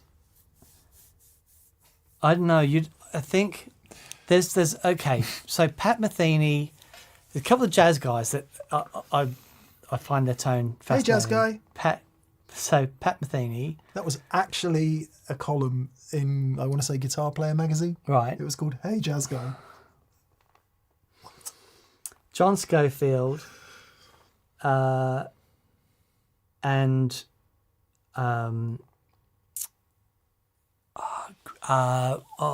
his name? I'm gonna have him on the show. Bill He's Frisell. amazing. No, Bill Frisell. That was answered when we hung out with him. Adam Levy? No, the guy that we haven't had him on the show. Oh, we haven't had him on the show. But he's coming. Well, he keeps saying he's going to come on.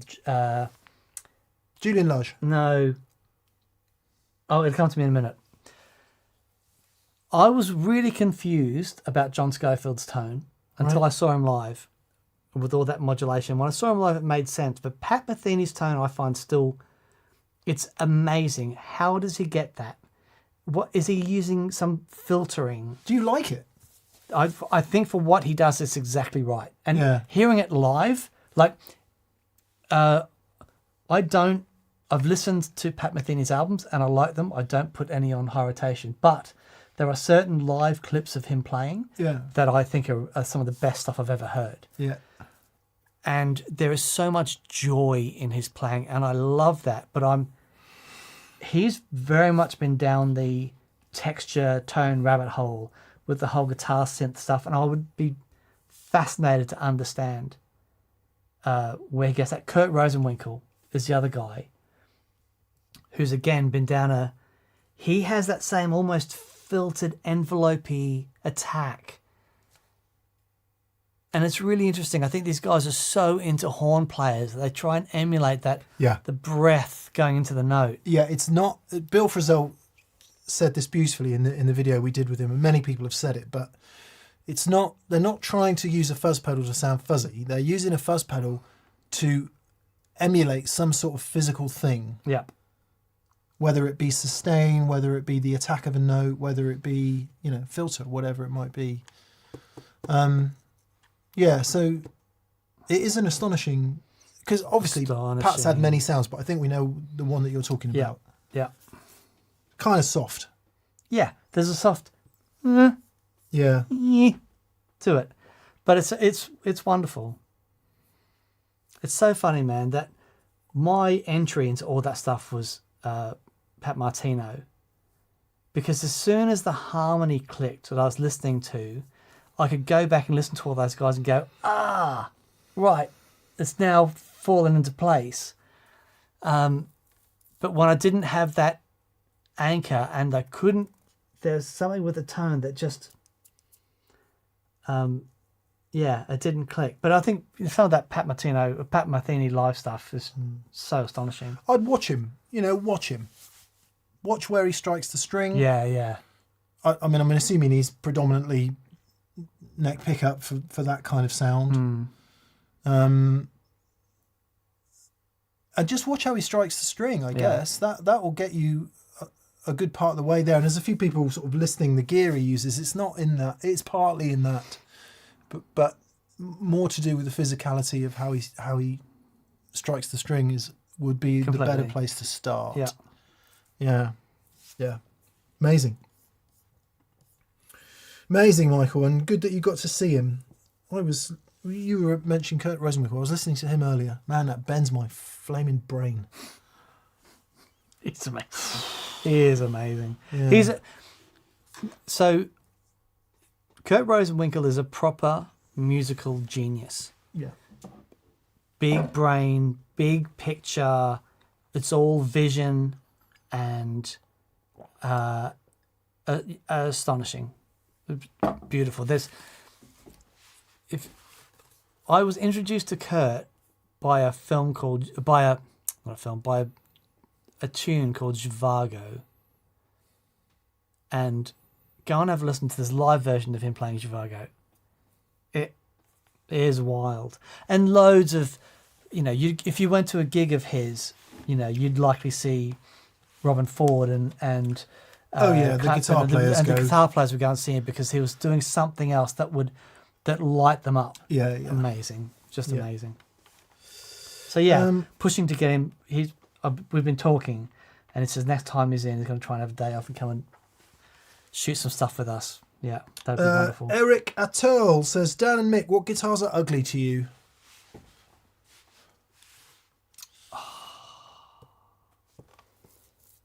Oh, that's a hard question. Yeah, there's beauty in all guitars, really, because their intent is beautiful. Yeah, I'm with that. I don't.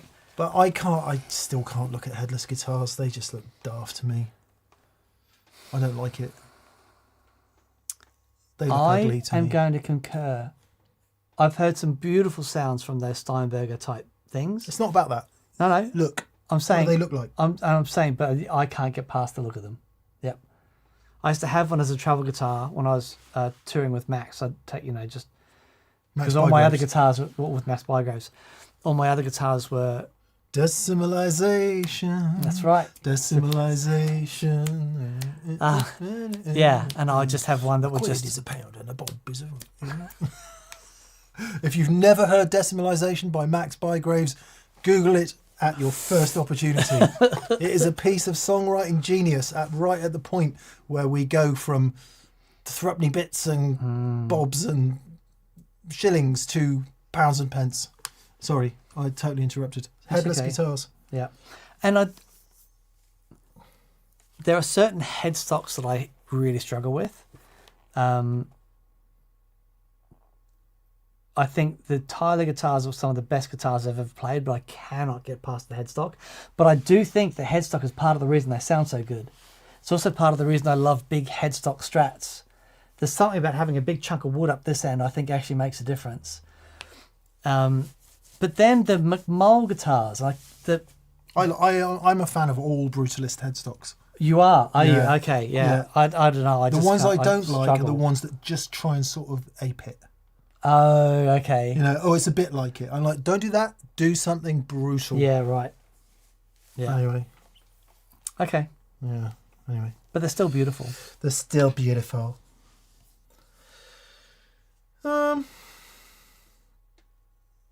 Yeah. Greasy Kitchen says, used to think SGs looked awful, but now I think they're some of the most beautiful guitars, except for the 70s versions. I used to think that SGs looked like a demon. They looked like fire. Well, it was horns. It was Right. They are designed as horns. Okay. Fuck's sake. But now that I own a very small vintage SG collection, I think they are stunningly gorgeous. And they are so playable. Mine are, at least. This stuff people talk about neck dive, I don't get any of that. And maybe it's because the strap goes here, but if I lift up my guitar from Stop here, doing look. that. Why? I'm getting nervous. Well, I'm here. You're holding it by the... Yeah, I am. But look, it doesn't weigh anything, this guitar. Well, that way pain lies, Daniel. He was picking it up by the strap pin. I apologise for my interjection. That is that moment where you go, oh! And then the whole world goes, There's 1,000 memes. Yeah. Brilliant. I dive onto the table, breaking my femur in the process. Red spurting everywhere.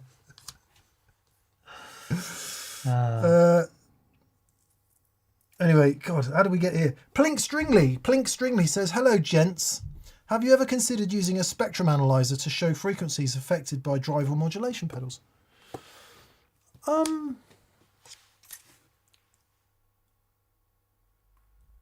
So, short answer, yes, have thought about it.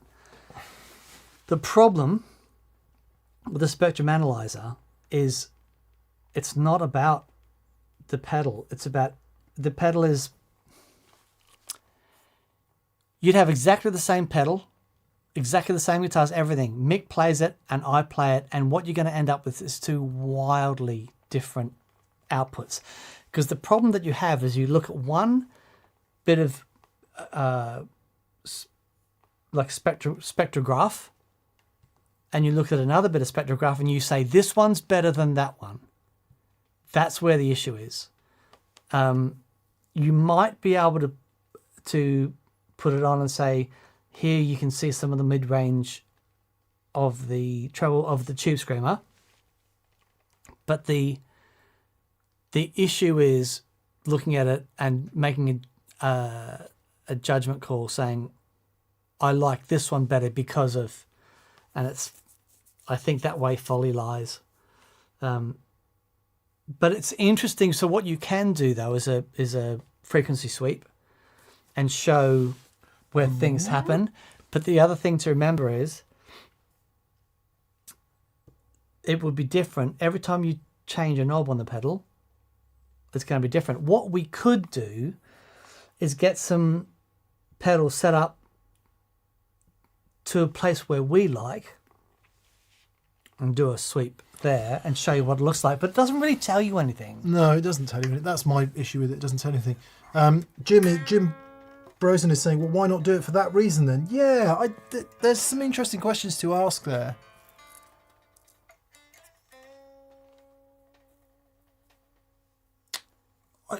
Might be interesting to do it if we did it with somebody who really knows what they're doing, like an audio expert engineer type person who understands how to interpret the results.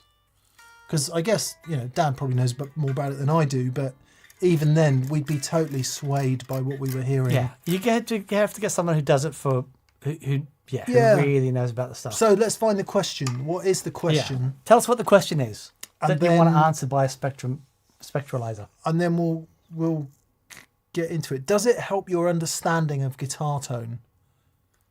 Maybe. It'll help you. Yeah. Maybe. Okay. That's the question for me. Does it help you? Can analysing it in this way help you get a sound you like better? Yes. There's the question. Yep. Love it. Yeah. Thank you for the question. Yeah, amazing. Um, Gordon American says, when do I show up? Mate, you're always welcome. Always welcome. Would be great to have you.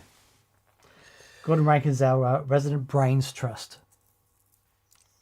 Chris Liddell. Hey, Chris. He says, I don't get to catch VCQ live at the moment. Just sharing the love and saying thanks for the continued inspirations. Chris, thank you so much. Oh, bud. bless you. And whatever you're doing, we hope it's successful and rewarding. And I don't mean financially rewarding. Anthony Calderisi. Anthony Calderisi says, leg ends. Mick, I have a 2016 Memphis ES330 with a Bigsby. Yes, you do. Nice. That's a lovely guitar. Exactly as you say, lovely guitar. That's for the same that your 325. Yeah, which is a beautiful guitar. I don't know. I could be just being... Might be because I went there, so I've got a bit of proximity bias.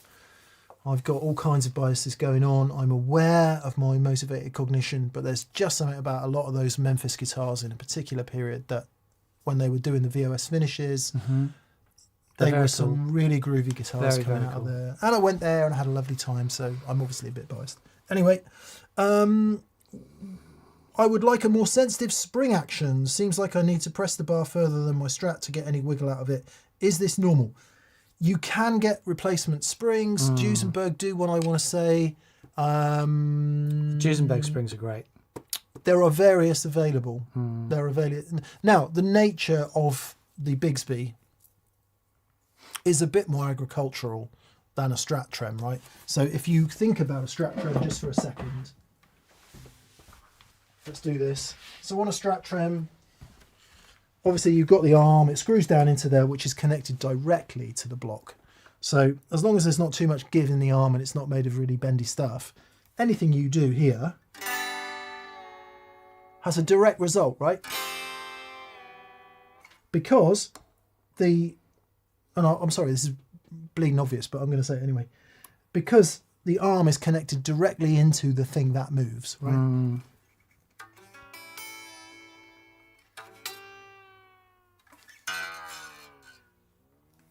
Such a cool sound. All good.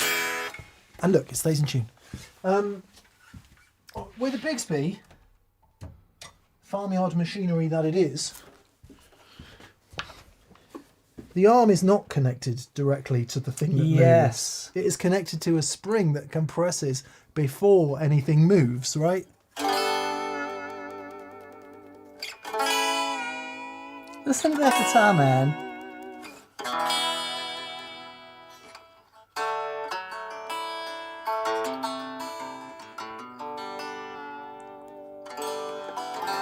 That's the coolest guitar we have on the show. Just sounds magic. Might be that one. No, that one. My guitar doesn't do that.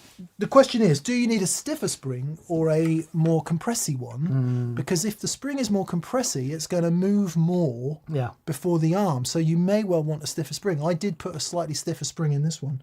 A couple of people were very kind enough to send me some. Gordon Rankin sent me some, and this one's a bit stiffer than the one that came out. This and it works great. So they're not very expensive. Why don't you get 2 or 3 different ones? Ooh, but mention the bridge though, because that's a game changer for me. Yes. So my friend Gerhard Schwartz, who got me this Bigsby, also sent me his, and these come out of the St. Helens guitar hardware brand. And Gerhard from Schwartz Custom Guitars in Germany has made this particular tune-o-matic that's specific for Bigsby's. It's got grooves in the saddles, and the material that he's used is super slippy, but sounds good.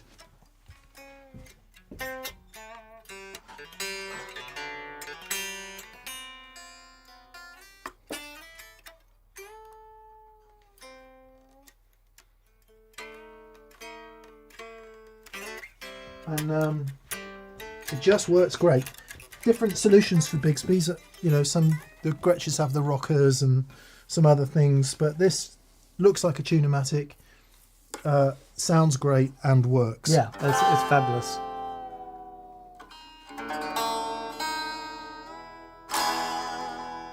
That's brilliant. It's so chimey and airy. It's great.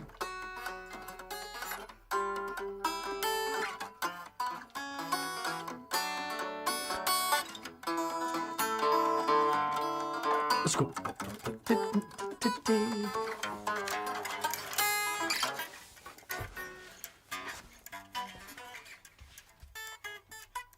So yeah, get some different springs. Just get a couple different springs, stiffer ones, softer ones, and try them in there. And then spend some time just figuring out that it's not a Strat trem. You know, it is a different thing. And I am by no means a Bigsby expert, but in the time I've been using them, that is what I have learned. Yeah, yeah. Good. And they do sound. Congrats on that lovely guitar. Yeah, amazing. But that Bigsby has sort of, the changes you've made to that guitar have really been wonderful. It's always been cool, but now it's just sort of, it's proper. Turned it into the guitar it wanted to be. Yeah. Pedro M. Hello, Pedro. Pedro M. He says, hello, M&D and all the TPS family. After years with modelers and headphones at home, I'm considering a Hageman half watt. Yeah, man. What small speaker size would keep the volume low at home that's better than a Yamaha THR10? Oh man, this is hard. You want a speaker that's not very efficient, really. Also, the thing is, right, with digital guitar amps and headphones, in particular the THR10, if that's what you're talking about, the sound is so safe and satisfying and kind of big, and it's probably stereo, and it's in your headphones, it's probably got lovely delay and reverb.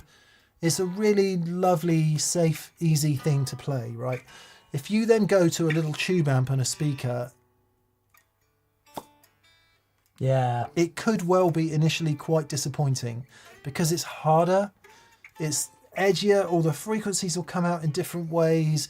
You don't have all that DSP going on with delays and reverbs, and it could be a little bit dispiriting to begin with. Now, stick with it. It will make you a better guitar player, we promise. Promise. Because you're involved in the equation more now, and it's up to you to sound sonorous and lovely and good. And that's where, in mine and Dan's opinion, that's where good guitar playing is made. Mm-hmm. So, yeah, you can get guitar speakers smaller than 10 inches. There are 8s available. And there's nothing wrong with that. But I would say go for a 10 because he's off. He's here all week. Go for a 10 because they're much more easily available and there's a lot different. You want it in a little cabinet.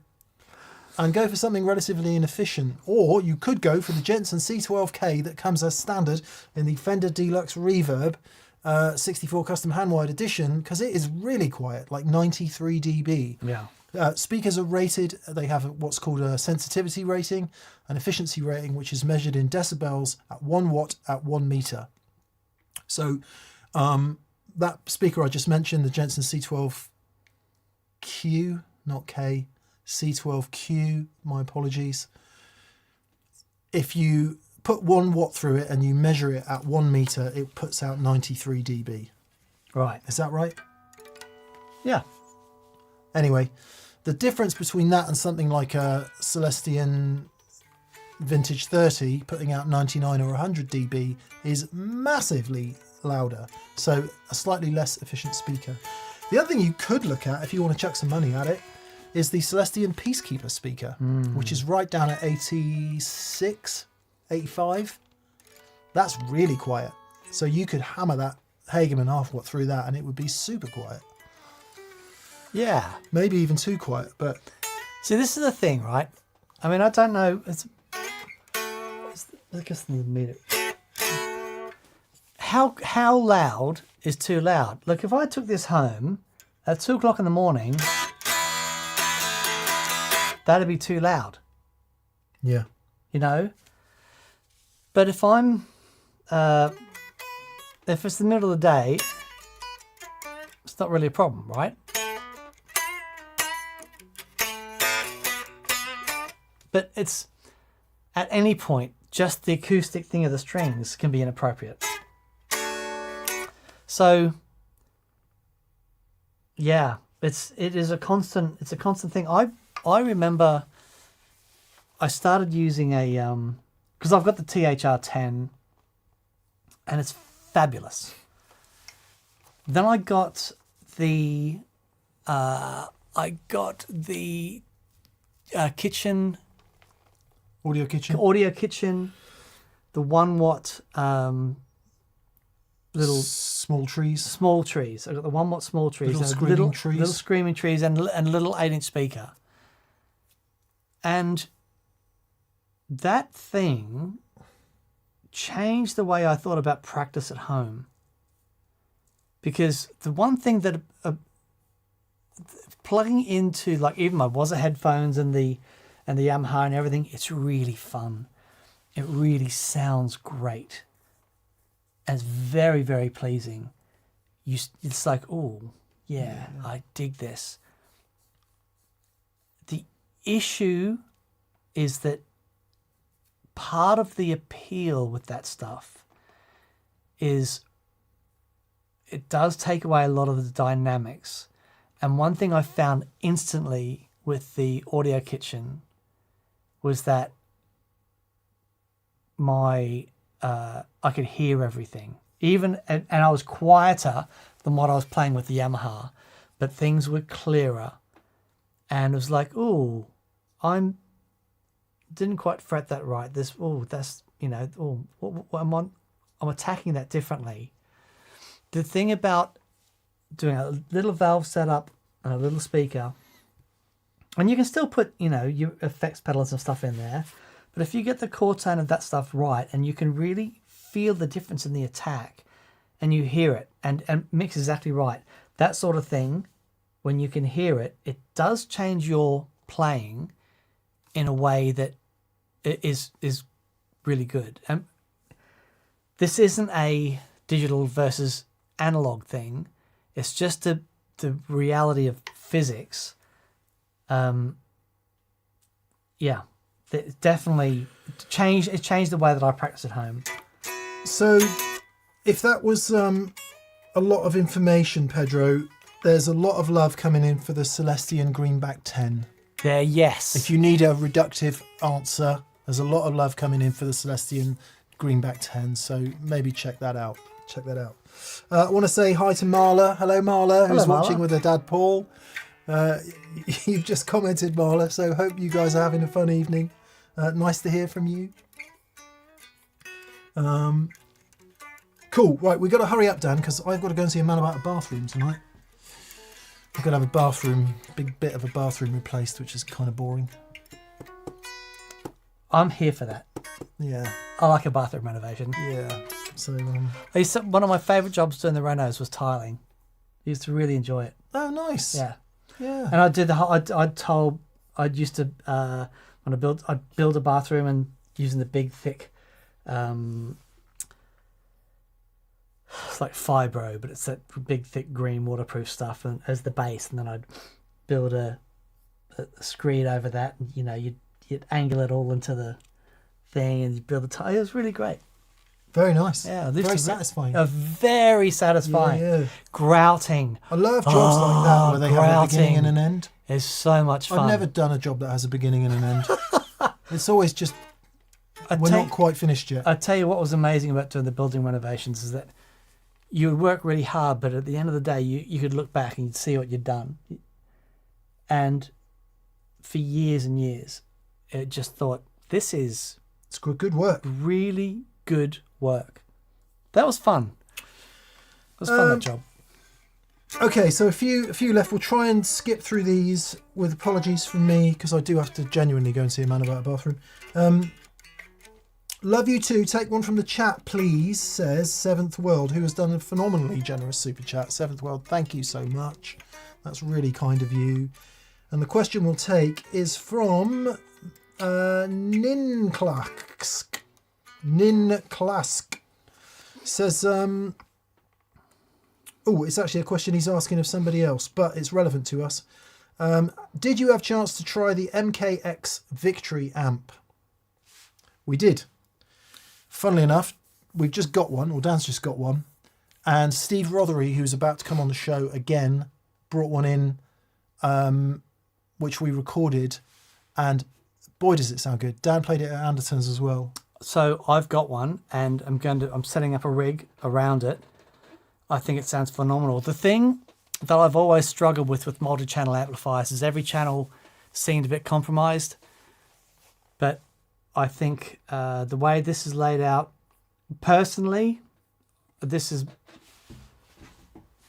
as good as anything Martin has ever done. And there's something about it that I really like. There's the clean channel I think is great.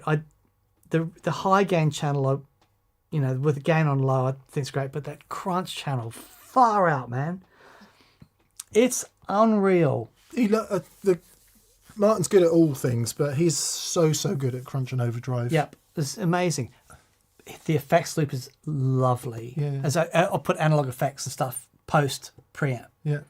Perfect. Nice. His instrument level preamp loop is really great. So yeah, I'm really liking it.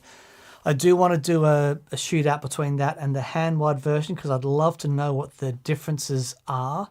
I think that the question between a stock PCB and a hand-wired thing is a question that we get asked a lot. So I'd like to do a couple of examples of that and just see what we can hear. But the lunchbox thing, it's just a no-brainer, isn't it? It's a so no-brainer on so many levels. Yeah, be good to It's 50 watts that amp, plug that it up. lunchbox. It's 50 watts. Yeah, well, you remember Guthrie's amp, the V30 when it first came out. It was just ridiculous. I know it's called a V30, but 2 6L6 is really loud. Yeah, and the Kraken when that first came out, 50 man. watts. Yeah, but the 100 watt Kraken. Kraken Supreme. Raw. Kraken's Seventh World, thanks again for your super kind Yes, mate. super chat. Hopefully we've asked a few from the chat tonight, so we hope that covers it. Thomas Edwards, hey lads, I'm a left-handed guitar player looking to get a Rickenbacker 330, but I've never played a Rickenbacker before. What are they like to play? What are the pros and cons? Would love some advice. Be careful of the nuts. They can be a bit thin. You don't say if it's a 6 or a 12 that you want. You can. So traditionally on a 330, the nut width is very thin, and people say, well, it's not that much thinner than blah blah blah. You could get the nut recut so the string spacing is a bit wider. I know people that have done that, but there is a model called the 1992. I don't know if they do it in left-handed, which was I think developed for Pete Townsend, and that had a wider nut. So that could be worth looking at. And it, like you say, when you're a left hooker, it is really hard because trying to go somewhere to play one to C is really tough. So maybe, and I know this is a terrible workaround, but maybe pick up a right-handed one, turn it upside down, and just get a feel for that that nut width. Yep. If you can live with it or not. I certainly couldn't. Mark, friend of the show, Mark Kember, lent us a 330 for the longest time, and great guitar, bless it, I just physically couldn't play it. Mm-hmm. And that, the nut width on my 345 is thin, but I can play that. Yeah. So It's funny, isn't it? do try it. Yeah. And maybe, dive onto a few forums. I'm sure they're very enthusiastic Rickenbacker forums out there. And there will be people that are far more qualified than me and Dan to answer that question for you. Other than that, get one.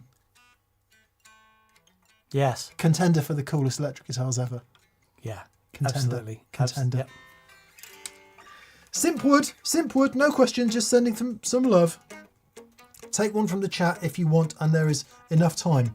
There is not Simpwood, and it is my fault because I've got to go and see a man about a bathroom. So we'll go for Hofbert for the last question tonight. Hofbert says, hey D&M, all the love from Nuremberg. Happy Dan Drive days here. Just got a Tweedy and I love it. Now I have to decide between a secret machine and a Bonk 2. Cheers from Andy. Ah, mate. I love Dan so much. Dan Drive, Dan Kerner. And I love his pedals. He's just got a thing. Quirky. Fuzzy. You got to work with them. They're instruments. Always instruments. Oh, yeah. That's so true. Bonk Machine Mark II is the Joey Landreth inspired one. Secret Machine, I want to say, is... Oh, he does so many different ones. What's the Secret Machine I've got? Optimus Machine was one that he built for me. Ah, yeah, this was Ace. Right, Bonk Machine. The original Bonk Machine, Joey Landreth. And Secret Machine. I used this on my board for quite some time. I want to say it's a silicon fuzz, but I could be wrong. Go with your heart. Go with your heart.